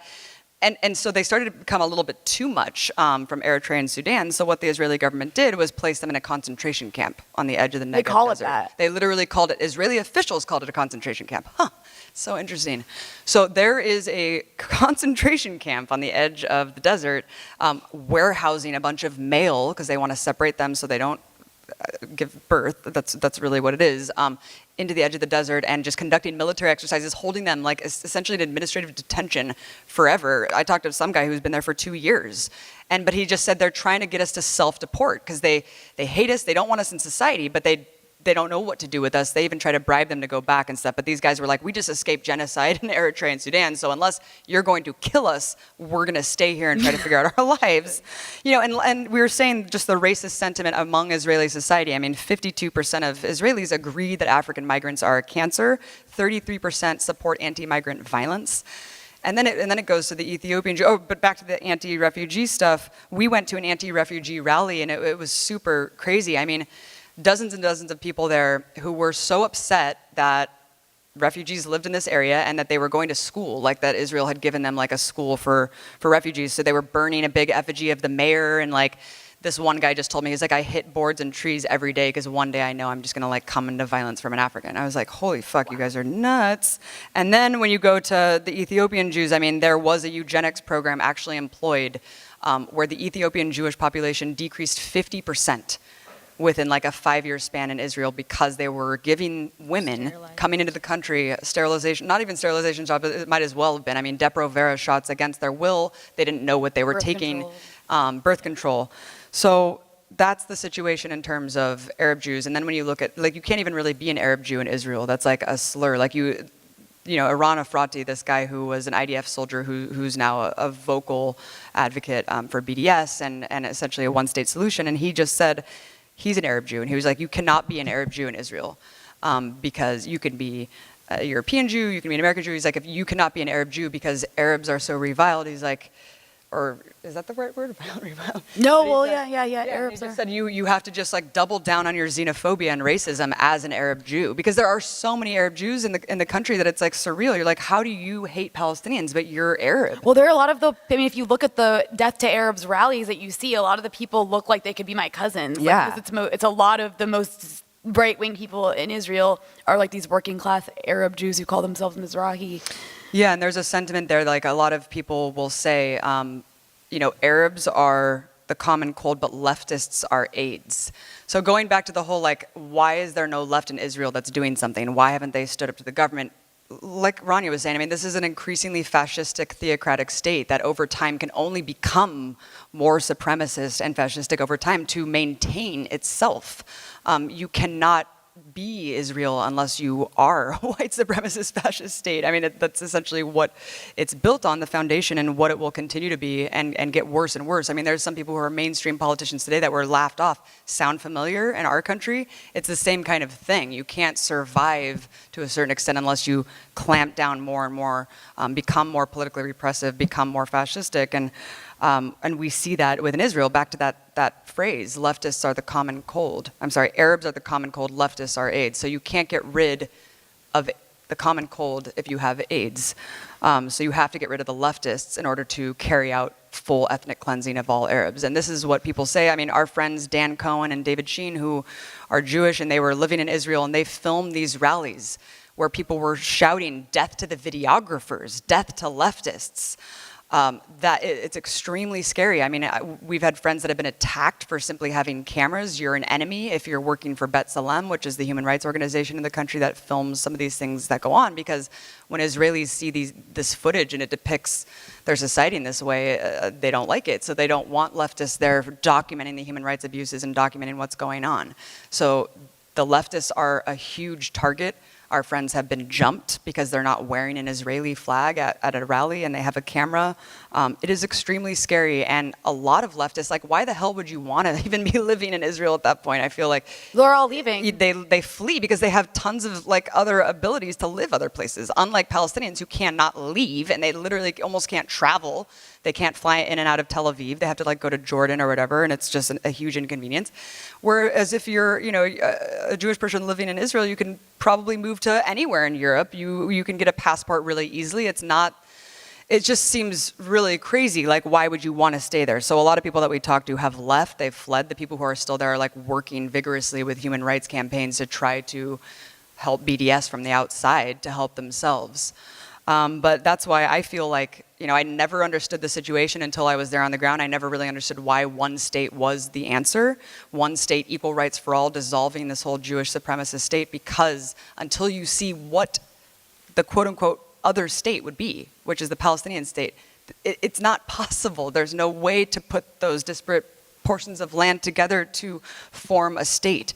And a lot of Israelis that we talk to, you know, we talked to at least 30 people, did man on the streets, just to gauge like what people were thinking in Jerusalem. And one guy said, I'm a leftist, and he was like, the occupation should be more humane.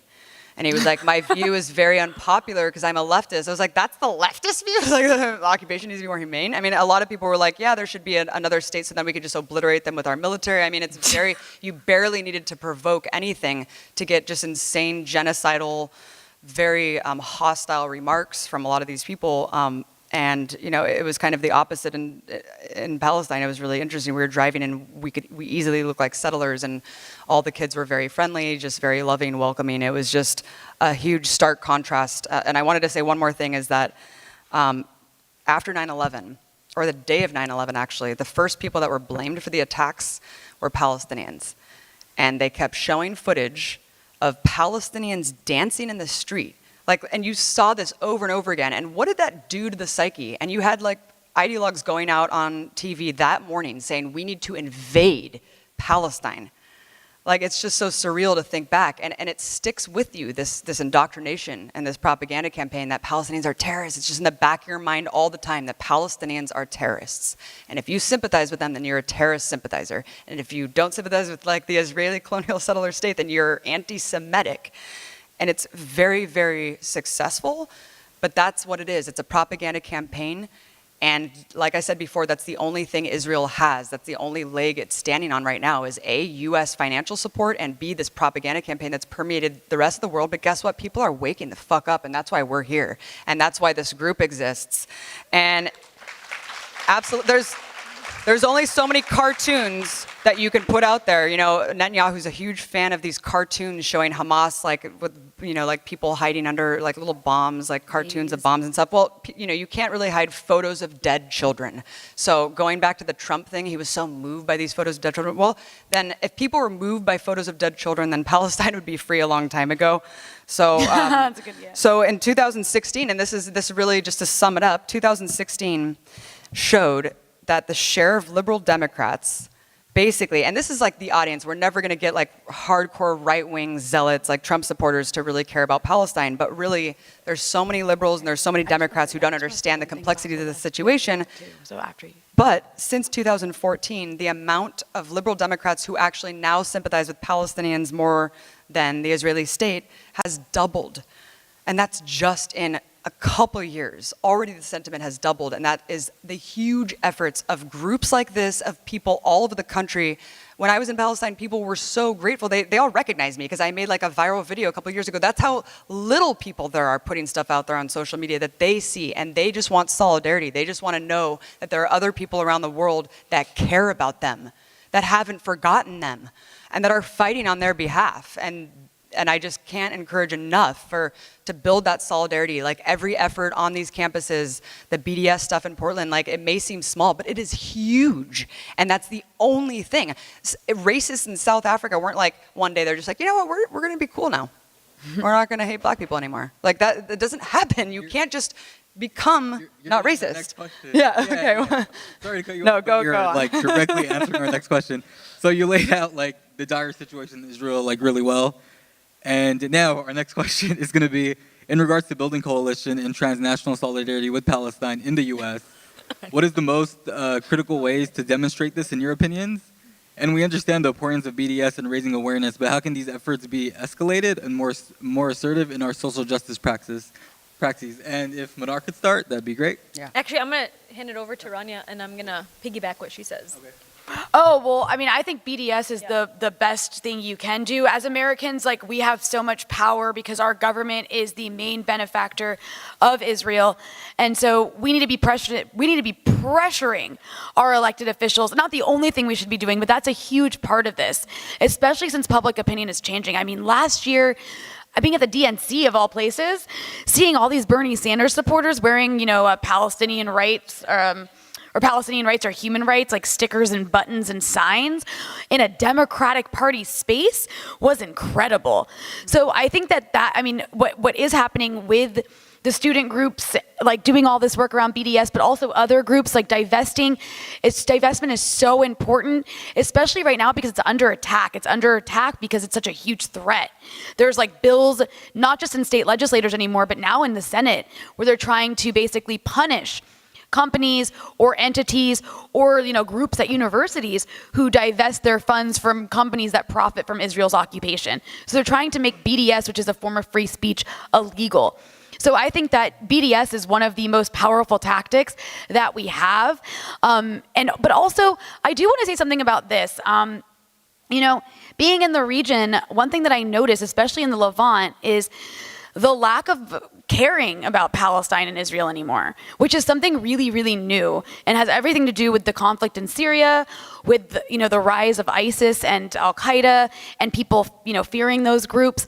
That has taken precedence in the mind of people living, especially in Lebanon and especially in Syria.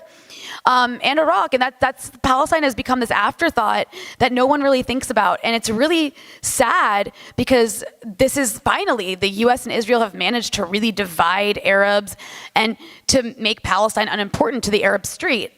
And I see this migrating to the U.S. in a way. At an anti-AIPAC protest that happened a couple weeks ago in Washington, D.C. for AIPAC's conference, there was all of these young Jews there protesting Israel, protesting AIPAC, saying, you don't represent us. And that was really exciting and inspiring to see.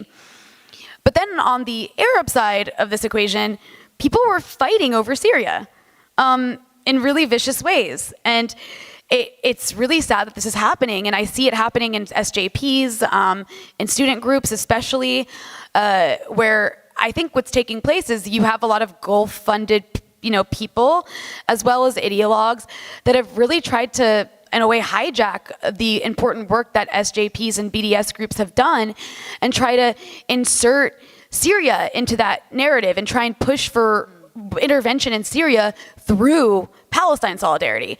And that, unfortunately, has, I think, divided a lot of groups. And maybe some people in this room have experienced that and know what I'm talking about. But it's really sad that that's taking place. And I just want to say that when it comes to the issue of Palestine and Syria, they are not the same. People want to say they're the same, but they are not the same. Palestine is a very clear-cut issue where there's a colonial occupation taking place. Syria is not the same. The Syrian government is not an occupying force. The Syrian army is the indigenous army. You don't have to like them, but that's the indigenous army. They're not a colonizer. It's a completely different conflict. And even Palestinians themselves, but regardless of what people in this country tell you who advocate for the pro-intervention side, Palestinians in the region do not have a consensus over Syria. They are some of the most pro-Syrian government people that I've met, actually. And there's Palestinian groups fighting on the side of the government in Syria. And there are also some Palestinians fighting on the other side, even in Nusra, just like all Arabs in this conflict are on different sides. So there is no consensus over the issue. Do not let people try and destroy Palestine solidarity because they have ambitions or an agenda about Syria.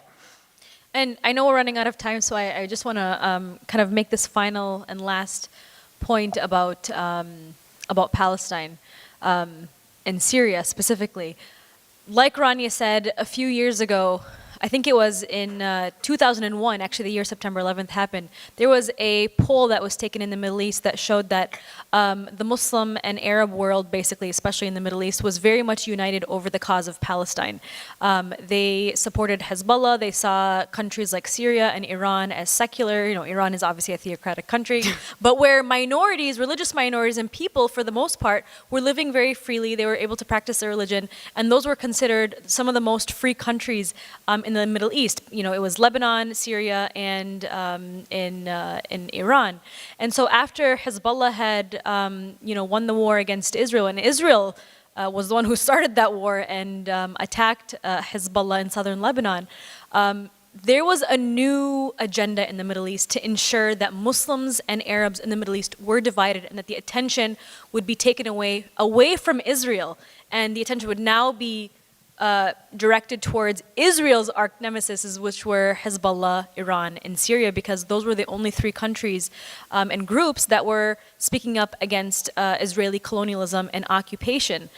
Since Israel became a nation, since it was declared a nation in 1948, although there was tension in the region and there was the Six-Day Arab War, and there were countries that were like Saudi Arabia and Egypt and Jordan, and a lot of Arabs stood up against Israel, within 20 years, the United States was able to get all of those countries to ally with Israel. They all became trade partners. But the only countries that stood up and stayed against Israel were Iran and Syria. And so since this time... Egypt hung in there for a bit. Well, Egypt did, but they were pulled back into the trade route. And so now, Israel's biggest allies in the region are Saudi Arabia and Egypt, for the most part, and Jordan. And so there is a very, very direct, historical context that we're missing from the mainstream coverage of why the Israeli-Palestinian conflict exists and why the attention is being diverted away, and why these, sectarian, religious divide and conquer tactics are being played in the Middle East. Now, if you ask most, Arabs here in the United States about Palestine, they will say that Assad and Syria is more important to them than the cause in Palestine. Palestine doesn't exist in the minds of a lot of the Arabs anymore because their attention has been successfully diverted on purpose by one of the biggest benefactors of the war in Syria, which is Israel. Israel's goal has been from the very get-go to topple Hezbollah, which is, and Iran and Syria. And so I just wanted to give that bit of historical context on why Israel benefits. Countries are very safe. They're some of the most modernized countries in the Middle East. Best healthcare in the Middle East. They have more of a socialist, leftist kind of style government where they have working class revolutions, where they have resisted colonialism for a very, very long time. And that's why they've become a target of U.S. empire. In fact, that's why our government and our administration is supporting countries like Israel and Saudi Arabia. They are basically reflecting images of our own policies and our own image and the things that we do and that we've done maybe in our past history. And so that's why we find ourselves once again in modern day history supporting these ethnocentric groups like this Jewish white supremacy in Israel, like the Wahhabi supremacy in Saudi Arabia, and now we're supporting groups like Al-Qaeda in Syria, ISIS in Libya, because we want to create these mini colonial projects in these regions. And so I just wanted to give that little bit of context of why this all, once again, fuels the military-industrial complex to create these ethnocentric societies that continue to divide people, that continue to conquer people, and to terrorize people. Can I tell just like a personal story of a person that I met in Syria to kind of really show you what Mnar is talking about, like in real time? And it actually is very comparable to the settler situation in Palestine. There's a girl I met named Arij. She's about 24. Really sweet girl, and it took a while to develop a relationship with her because you have to cultivate relationships with people, and especially in the region on this issue, because they're always freaked out that you're like a spy or something. But she protested. She went to Aleppo University, and she engaged in some student protests back in 2011. And she now lives in Damascus, because after the rebels took over the eastern half of Aleppo, they besieged the western side where she lived and cut off the water and the food. We didn't hear about that, actually. Our politicians cheered that on as like liberation. And so she fled to Damascus. And then she tells me that her family, her family's from this little village in Idlib. And her family's village in 2015 was taken over by a patchwork of like Salafi jihadist rebel groups. And she went to go visit her family last year. She snuck in and visited her family. And she tells me in the village that she grew up in, where her family lives, a different group from a different country basically runs a different, every street corner. It's run by a different group. So like there's a group of people from China, like Uyghurs from China, Salafi jihadist group that runs this street corner. The next street corner over is run by a group of people from Uzbekistan. The next group is run by a group of jihadists from Kazakhstan. There was a group run by people from France. And she was really irritated when she was telling me about this, because she says that the groups they'd spray paint their names on the wall of the street they run, and it would always be in really bad Arabic. Like, she was so annoyed. She's like, these people come to my country, they're not even Syrian, they come out of some religious identity reason, and they can't even speak the language or write in it. And that really bothered her. And it reminded me a lot of the settlers, because these people are coming out of some obligation, some like in their minds, this like, as a Sunni, I'm coming to protect Sunnis, like this like sort of Wahhabi ideology idea. And what she told me that gave me chills the most is she said about the French group, this group bothered her the most, because she said to me, Syrians are dying trying to reach France, and there's people from France coming over to my country to kill Syrians. And she couldn't understand why. And so I just want to leave you with that story, because that is the kind of absurd, unfair situation that people in Syria are being put in. And those are the people that when the US says they want to overthrow the government, or that the US says they want to, get rid of Assad or get rid of the Syrian regime or bomb Damascus, it's people like her who are going to be bombed, and it's their lives that are going to be destroyed and put under the control of the groups that control her village in Idlib. And I know I don't want to give another story, but I know we have to do Q&A. But I just wanted to encourage everyone to check out our series on the Empire Files. It's on YouTube. Check out the Empire Files. It's also the empirefiles.tv. We'll pass out stickers right now, but if you really want to dig into the Palestine stuff, we really kind of go into every chapter of what I talked about, way more in depth, really comprehensive. So check that out and just pass them around if you aren't interested. No hard feelings. Thank you so much. This is an amazing event, you guys. Thank you so much. Great audience.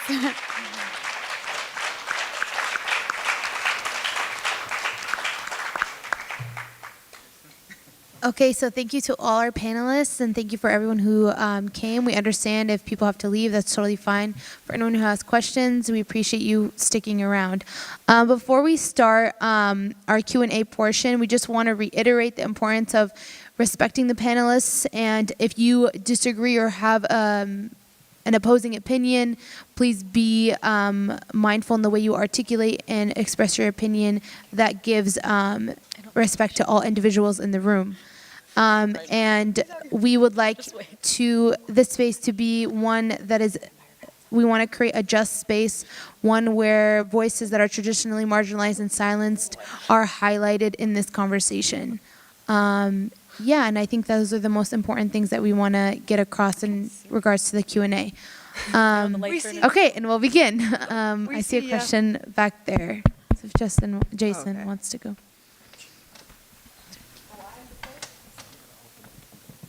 No, can you hear me? Okay, I'm from Yugoslavia, Sarajevo. I get what you talk about organically because I know how my country ended up. I want to tell you, I listened to you on Link TV, thank you. But the journalist Abi Martin to the left, you are Abi? Uh-huh. I have to tell you one very important thing in your narrative that you got wrong. The Crimea thing? No Crimea, no Crimea. Please listen. I'm from Yugoslavia. Yeah. I was born in Jerusalem. I came back to Yugoslavia because my parents wanted to build socialism and blah, blah, blah. I was always a minority in Yugoslavia, always. And I'm here a minority, and in this forum I'm a minority, and here in America, where I now live, have children, I will always be a minority. The only thing, and I stand with you, I am horrified by what Israel does. Please believe me, much more than maybe people understand, because also my family lives there, and many of them, some refuse to go to the army. Some, I mean, it's like in any society, okay? So it's horrible. But this is in 1948, when partition of Palestine was done, when David Ben-Gurion proclaimed the state of Israel. This is when 6 Arab armies came to put all the Jews to the sea. That is historical fact. In 1967, you also said it was Israel that attacked. In 1967, it was not Israel that attacked, and Israel was very surprised that they got the Jerusalem from Jordan. Jerusalem in 1967 was under Jordan rule, and You want to wrap it up? Yeah. Jordan, There's other people who want to ask questions. Sorry. You don't need to go through and debunk like every single thing. You can just ask a question. Only those Sure. two things. There is picture when Israel took Jerusalem from, I mean, part of Jerusalem from Jordan. There is a picture of that, and that was the first time when Jews were allowed to come to Western Wall to pray. That's a historical fact. Okay. That's Sure. all. Okay, so I left out the fact that when a country was created on top of another one, that the neighbors were pissed, right? Because they weren't consulted, and the native Arab population also wasn't consulted of the colonial settler state that was literally created on top of other people. And there was a mass ethnic cleansing. So yes, of course, people came with arms. Of course, a war started. Barely, though. Barely. I'm sorry, but all those Yeah. Arab armies you're talking about that Right. came, the only place they came to, and they did a pretty pathetic job of it, was they came to the area that was supposed to be partitioned for the state of Palestine, because the UN had come up with this partition plan of a Jewish state and a Palestinian state, and so they didn't go past that line. And they barely did anything. And it was like a bunch of people who were untrained, not well trained, and they had like really unsophisticated weapons. It was hardly a defense of anybody. And that was a justification to commit 700 widespread massacres. 750,000 people at the least were ethnically cleansed, were Right. forcefully removed from their ancestral homelands to make room for a ethnically exclusivist state. And to deny that, I'm sorry, you're like revising history. I don't even know how to Right. engage with revisionism like that. You are revising history. You are. And this wasn't the first time that Jews were allowed to practice their religion in Palestine. I mean, Yeah, Palestine, they've lived in harmony for thousands of years. there were Jewish Arabs and European Jews that traveled there freely and openly, and there was no religious tensions in the land of Palestine for a very, very long time. People lived there in harmony.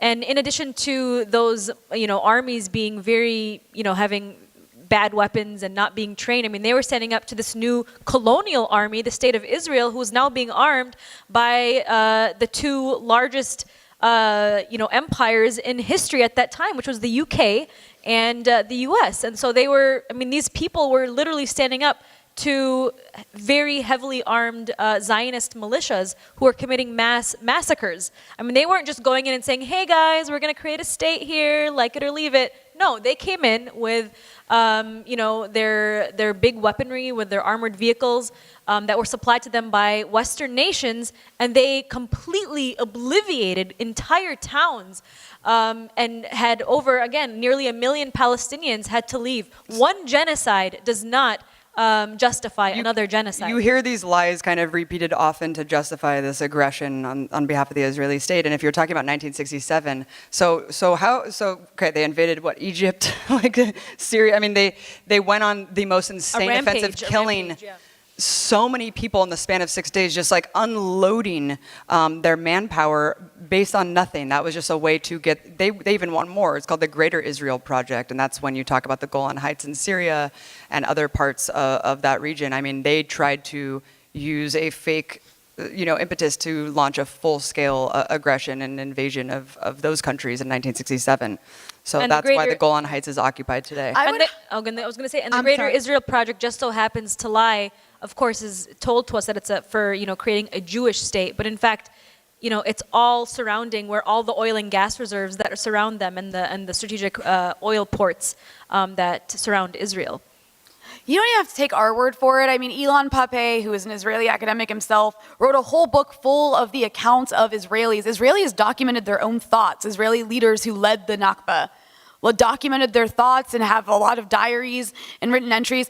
And Ilan Pappé basically goes through their diaries and their own meetings and demonstrates from their view what they did to Palestinians. Right. So you don't even have to take our word for it. Go read Israel's own archives, which is well documented by Ilan Pappé. Yeah, it's called The Ethnic Cleansing of Palestine. I highly recommend it. We have Ilan Pappé in our documentary all we do is use quotes from Israelis and settlers, basically. We use their own words to explain what they knew that they were doing. Yeah, I really appreciate when they document what they do. Yeah, absolutely. It's really helpful. Okay, so we're going to go to one of our online commenters.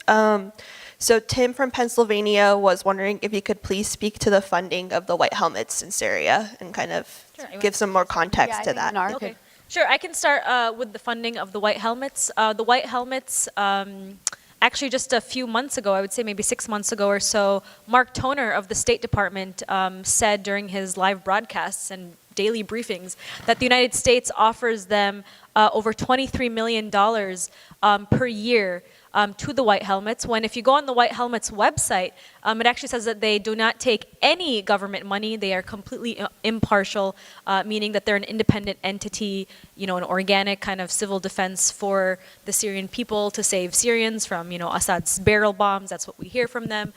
In addition to the 23 million, they actually receive millions and millions more. I don't have the exact number. Maybe Rania, 300 million, like a ridiculous number. From the UK government. And if you actually look at how, that's from the British government, two governments, the United States and the UK, who are actively arming opposition groups and who are spreading the propaganda to, foment the sectarian civil war in Syria and that promote regime change in Syria. In addition to their funding, what's really interesting about the White Helmets and how they were founded is actually they were founded by a British mercenary who... Very organic to Syria. Yeah, this is definitely not an organic organization. They were founded by a British mercenary who basically created them and basically lobbied these foreign governments to fund the White Helmets.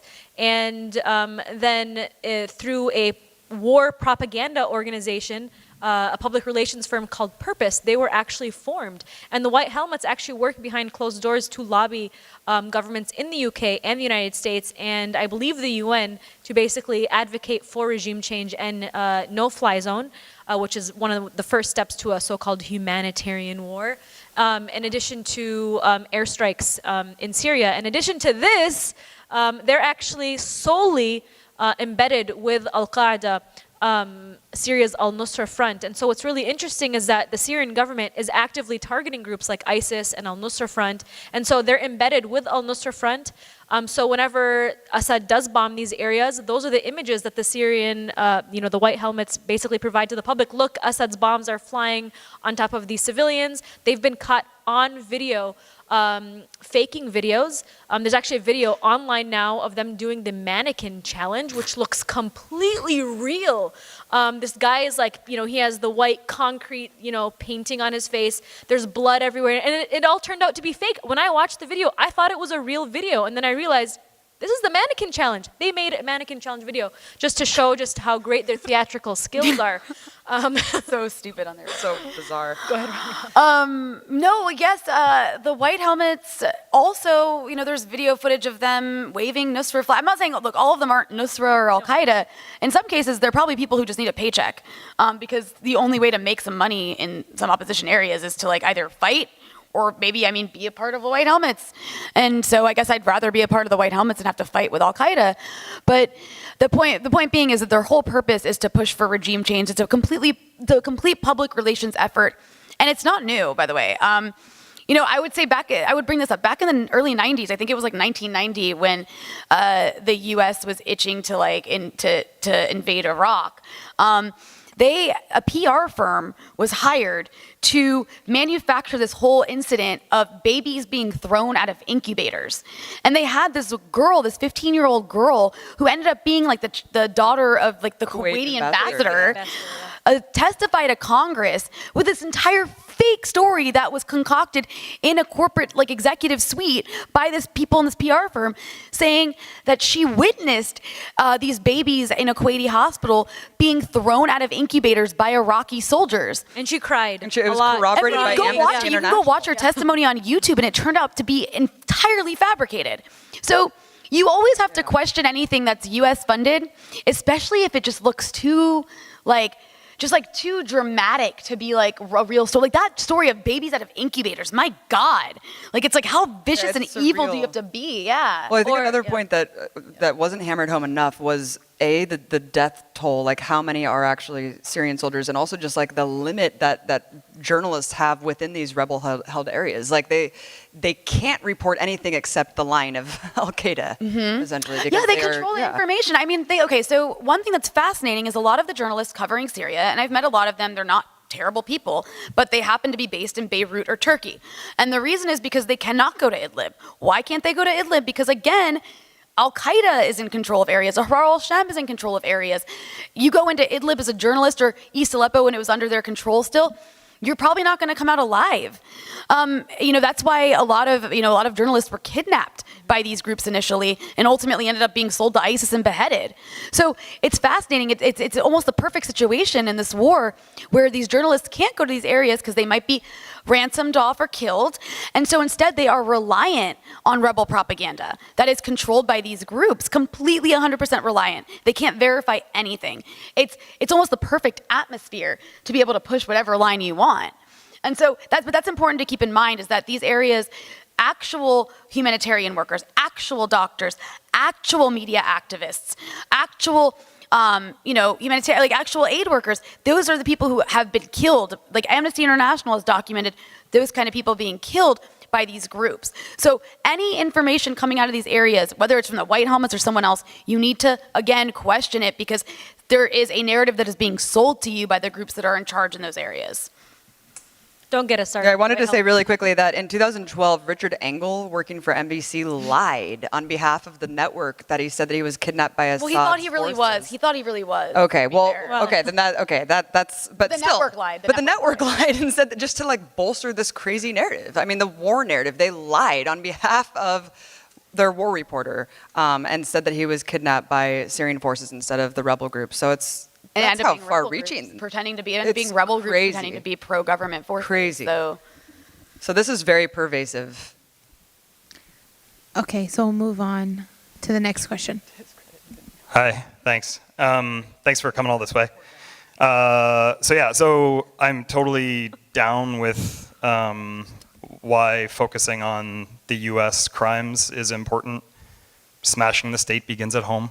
I'm totally down with that. But I'm like a little bit troubled, especially when it sounded like you were like dismissing what like civil defense workers were doing and like rescue workers were doing in eastern or in like rebel-held territories. I mean, like Médecins Sans Frontières couldn't operate in government-held areas because they didn't get permission to, but they did work in the rebel-held areas because it's the only place they could get into. It's a very well. Without Borders. Sure, yeah, Doctors Without Borders. But anyway, so I just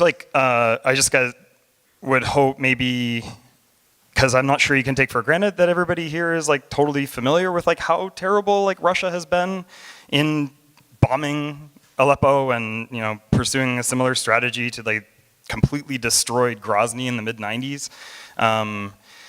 So that's kind of.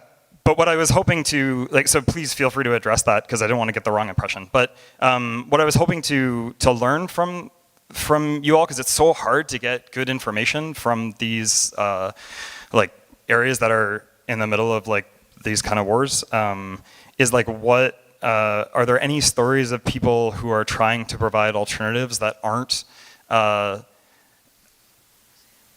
are not working for one side or another? There's this book called Burning Country by a couple of journalists in the UK that talks a lot about the local councils that kind of. I'm sorry, I don't want to cut you off, but yeah. can you just. Yeah, so I was just asking, can you can you tell me anything about? I can address that. So the book that you're referring to, was that your question? That was your main question? Yeah, I mean that or like what's happening in northern Syria with Rojava or whatever, because we hear like some people in the anti-authoritarian left hear like some good things that are coming out of this that might be some kind of thing that, because I don't know what to do about the conflict now, but like maybe some stories of people that were able to do something positive in the midst of this kind of... Okay, so there's a guy that I met, a guy I've gotten to know pretty well who lives in Aleppo. He's a university student there.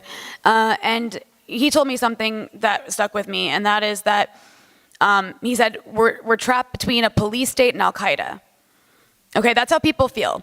And that's true. They're trapped between Syria is a police state. There's no question about that. Almost every government in the region is. It's not unique in that sense. And the alternative to many people is completely unacceptable because it is dominated by Al-Qaeda or it's ISIS. And so in terms of what people can do, under the current conditions that exist in Syria, it is very, very difficult to try and create an alternative when the country is at war, and when parts of the country have been taken over by Salafi jihadist groups. So until that ends, it's going to be difficult to create any sort of alternative. So what we need to do in this country is we need to tell our government to stop intervening in Syria, because that's the problem here. They've prolonged this conflict by arming the weaker side, and by not only arming the weaker side, but arming a side that is completely extremist driven and kills leftists, because you're talking about leftists and anti-authoritarians, right? People like that have no chance under the current conditions. In terms of what you mentioned with the Kurds, I mean, that's a wonderful experiment and great. I fear what's going to happen to them, though, because at this point, Turkey is just kind of like has carte blanche to do what it wants. And I mean, I fear Turkey's just going to kind of bomb them all.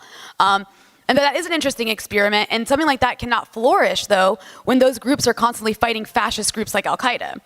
What you said about Russia, no one here denied that people are being bombed in Syria by both the Syrians and the Russians. No one's questioning that. But the fact of the matter is, you have the entire US media apparatus that wants to shift the entire blame for this war onto the Syrian government. And that's not accurate. It's not. They are not entirely to blame for this war. Not only that, but like I mentioned earlier, what you're talking about when you talk about the Russians bombing, that should be opposed. The thing is, the U.S. is doing the same thing to areas controlled by ISIS.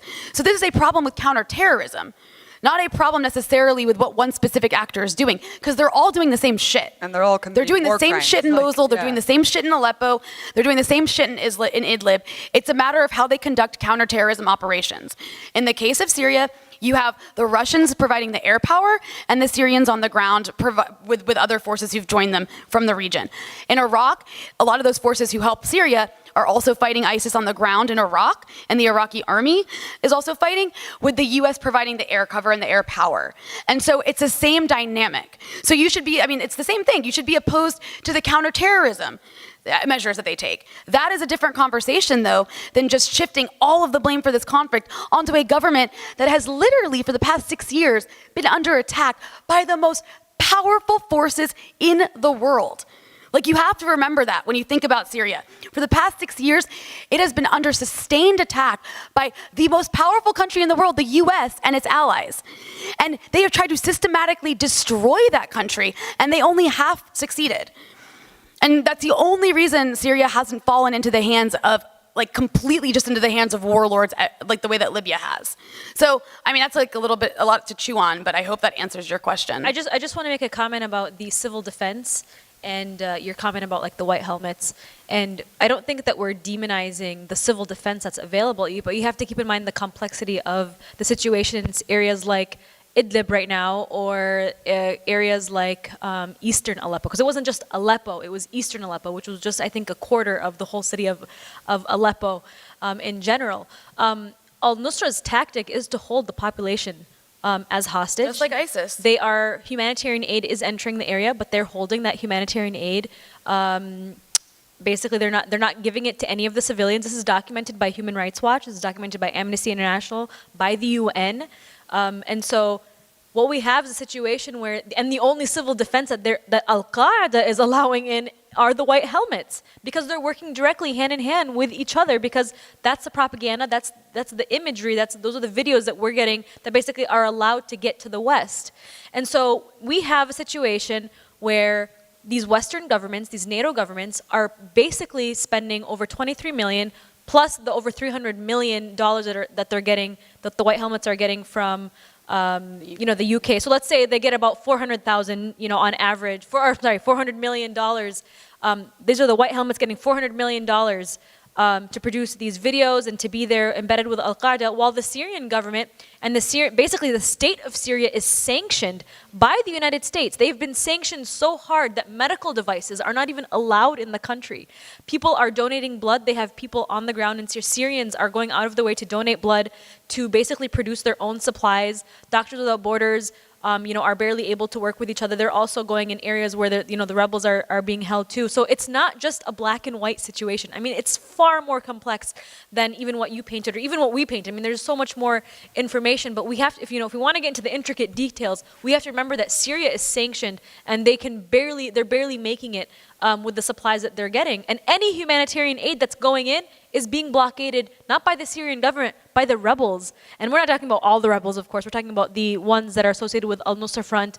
Almost every rebel group now. Yeah, almost every rebel group, I guess. Ahrar al-Sham, and the main ones that are basically the ones that are funded and armed by our governments, by the Western governments. And so that's kind of the irony in that situation, that we're calling we're calling for a humanitarian war in Syria when we're literally fomenting a humanitarian crisis in that country.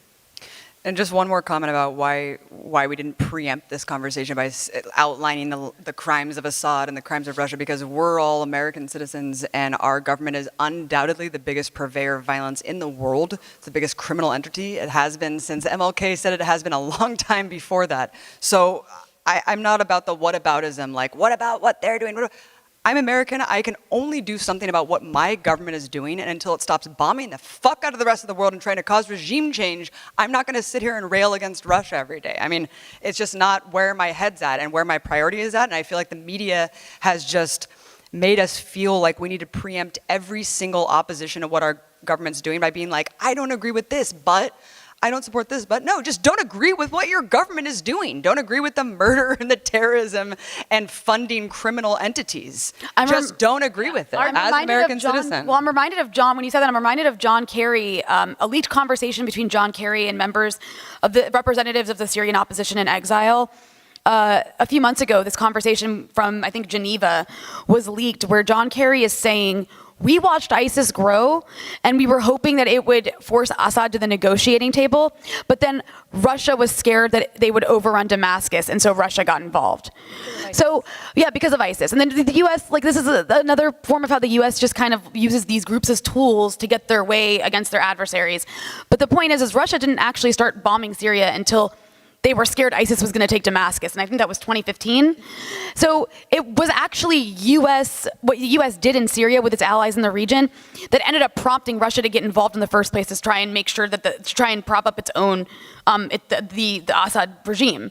So you always I'm not saying Russia's completely blameless here. My point is that at the same time, the U.S.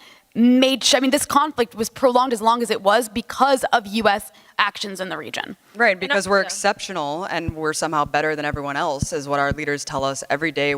They double down on this notion of American exceptionalism, and this gives us the underpinning, somehow the moral authority to do whatever the hell we want in the rest of the world. And when I'm paying tax dollars every day to a government that is doing this, I have to stand up and I have to speak out and I have to focus all of my attention on my government. Because that's what our job is. That's what's going on. That's what our job is as journalists under the First Amendment. And our job is to act as a watchdog, not a lapdog. You're a coward if you're a journalist and you don't focus on the crimes of your own government, especially when it constitutes the vast majority of crimes going on around the world. There's slave markets in Libya right now. Yeah, that's what's at stake. There's slave markets in Libya. That country used to be one of the highest literacy rates in the region. Yeah. Very culturally rich. fairly stable. One Now of the there's highest slave standards markets of in living, Libya. yeah, Now it's in a all of failed Africa. Sorry, I don't want to cut you all off. but Sorry, we could just go need to on move forever. on. I'm sorry. sorry. No, I love the Like passion. I can relate. But we can take 2 more questions, and if you could keep them brief, and please direct them to one of the panelists, so we can just get as many questions as possible. Yeah, go ahead. Hi, I just, since you mentioned efforts to kind of silence journalists if they even question evidence relating to the situation in Syria, I wonder if anybody had any remark to make about what Howard Dean's attack against Tulsi Gabbard, the representative from Hawaii? So Howard Dean, the former governor of some state, I can't remember which one. Which one was he? He's Does it matter? by like the Mujahideen al-Khalq and like God knows how many like groups. Well, Howard Dean and mostly Neera Tanden, the head of the Center for American Progress, who, by the way, just to give you a background for a second, Neera Tanden, after we destroyed Libya, after we did regime change in Libya, suggested in these leaked emails that the U.S. should take Libya's oil as payment for liberating them. That's exactly what Trump said about Iraq, and she's like she's in charge of this group that's like a very close to the Democratic Party. But Tulsi Gabbard is a congresswoman from Hawaii who is the only congressperson I have seen openly, publicly, and very vocally can pretty consistently for the past several years now, be opposed to this regime change war in Syria. And it's because of her experience in Iraq and then seeing what happened to Libya that she's become a very staunch advocate of not overthrowing governments. That's not what the U.S. should be doing because it empowers these extremist groups in the region and it destroys these countries. And there's this massive effort to silence her, and not only that, but like you said, Howard Dean and Neera Tanden are encouraging people to vote her out of office. They're not going to be successful because she's incredibly popular in Hawaii, and the Democratic Party just doesn't have the same kind of stranglehold over Hawaii politics the way it does in, say, the state of New York. That said, the vicious attacks that anybody who challenges the dominant narrative on Syria has to face is absurd, and that is why there is so much silence from people who probably do know better, in some cases, at least should know better, and especially from journalists. They're always trying to add these disclaimers before anything they say, like Abby was saying, I don't like Russia and I don't like Assad, and it's because of what they've seen happen to people like Mnar and happen to people like me, which is to get us fired, in my case, to get me fired, to try and make it so that I'm unemployable. And it's to make it's to ostracize you, and to make an example of you, though, so that this is what's going to happen to you. I mean, I've had my family's home address released online by these people. It's a vicious campaign of people. A lot of them are funded by state media outlets from Turkey and from Qatar. A lot of Al Jazeera journalists do this to me. So my point is that the silencing efforts are insane, and that's probably one of the main reasons you don't get a more clear picture of what's happening in Syria, because the journalists, and I know some of them who do know better, are scared to tell it like it is. Kind of like the Israel-Palestine issue. Absolutely. Yeah, I've had people say that they don't cover Israel because they want to keep their job. I mean, it's just a complete third rail issue, and the narratives that we're talking about tonight also are. Or was there, I think this is the last question, right? Yeah, this is the last question. Sorry. And if you have any more questions, I'm sure you can come to the panelists after and they can give out their email information and all that stuff. Okay, I'm going to try to keep this as short and respectful as possible. But I just want to say, as a young Jewish student, I have 6 cousins that live in Israel. I have really strong ties to Israel. I'm not pro-Israel and I'm not anti-Palestine, but I want to raise the point that the language what we're using to describe the situation is dangerous. To say that the foundation of Israel is white supremacist, that Israel is Jewish supremacist. Not all Israelis are standing in the streets chanting death to Arabs. Not my 15-year-old baby cousin is not doesn't hate Palestine. She doesn't hate Palestinians. I think we need to be careful of using sweeping generalizations. Okay, that's that. Talking about Syria, last night at our Passover Seder, the first night of Passover, my dad raised the question of hope. And in this political climate, he talked about, is there hope? And my question to you guys, all of you, is what hope do you see? We've talked about the problems, we've talked about these complex tragedies. What hope do you see for the climate in Syria? What can we do as 18, 19, 20-year-olds in college? How can we get involved? Sure. Yeah, I didn't mean to paint any sweeping generalizations. Obviously, there's amazing Israelis. We worked with several of them who are doing this kind of work, and I apologize for making that sweeping generalization if that's how it came off. But my point with saying that, based on the examples of how Arabs and Black people and also Black Jews are treated, that it is going toward that route, and that's what Bannon wants too. This kind of ethno-supremacist state.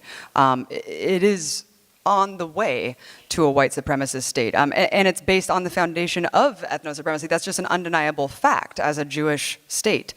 But yeah, I mean, there definitely are people working for that, but the point stands that it has to become increasingly insular and fascistic in order to maintain the brutal occupation that it is.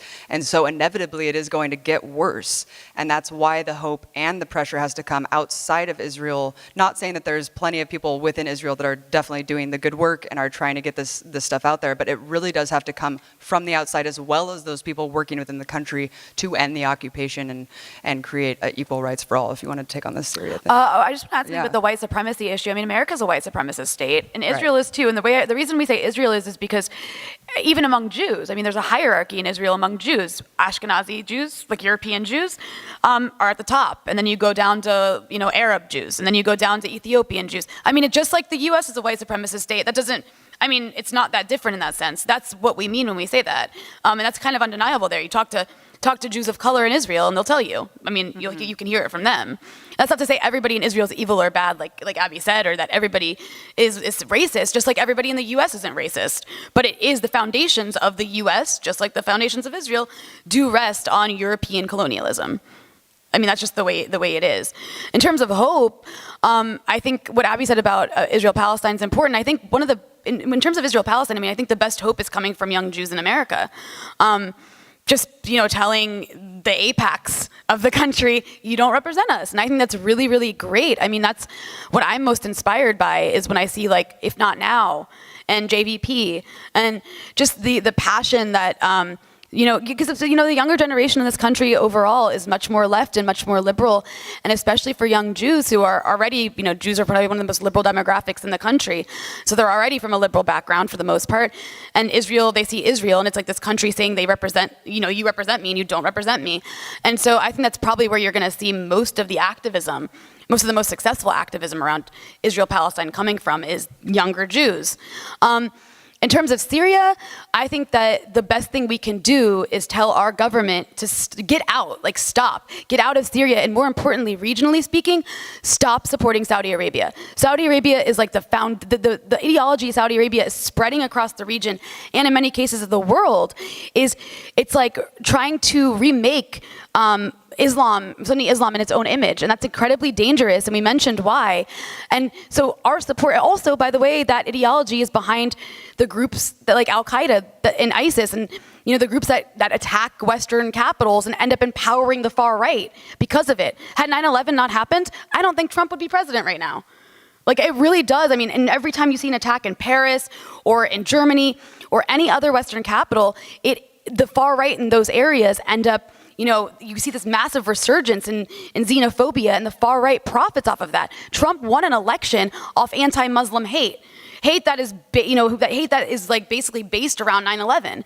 So I think it's incredibly important that we start making a bigger issue of Saudi Arabia and our country's support for that country, and our country's support in looking away as Saudi Arabia sponsors terrorism around the world. Saudi Arabia did 9/11. Yeah, Saudi Arabia basically, yeah. So yeah, and instead they blame Palestine. It's a warped reality, you guys. I think one of the things that we have to do as especially young people, I just turned 30 this weekend, so I'm not young anymore. Speak for yourself. But I'm 30 and young. One of the things that we have to do is, when it comes to boycotting is, we have to boycott the mainstream media. The mainstream media right now acts as a colonial media. It is the purveyor of fake news. I know they call independent media fake news, but they are the purveyors of fake news, propaganda, and they're the ones that are dehumanizing the victims of our war, the victims of the military-industrial complex. So the step number one to find that hope is we have to turn off the mainstream media, whether it's BuzzFeed, one of the biggest purveyors of fake news that we have, and I'm not just saying that because I was smeared by them, but because BuzzFeed right now, actually, if you actually go to their politics section, they tried to launch a politics news section a few years ago in their world section. It is literally just propaganda and public release, PR statements, releases from the State Department and the Pentagon.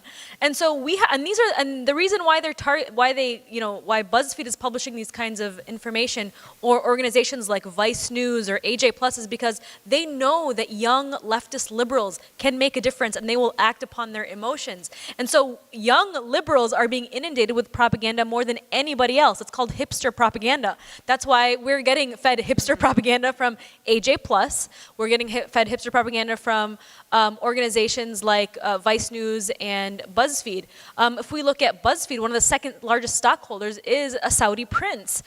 We have Israeli lobbyists and large Israeli organizations that are funding BuzzFeed to ensure that BuzzFeed, actually the Israeli army announced a couple of years ago that BuzzFeed is going to be their official mouthpiece in the United States to ensure that young people will continuously support Israel. We have Vice News, who's now funded by, what's his name, our big media investor, Murdoch. Oh, yeah, Yeah, Murdoch.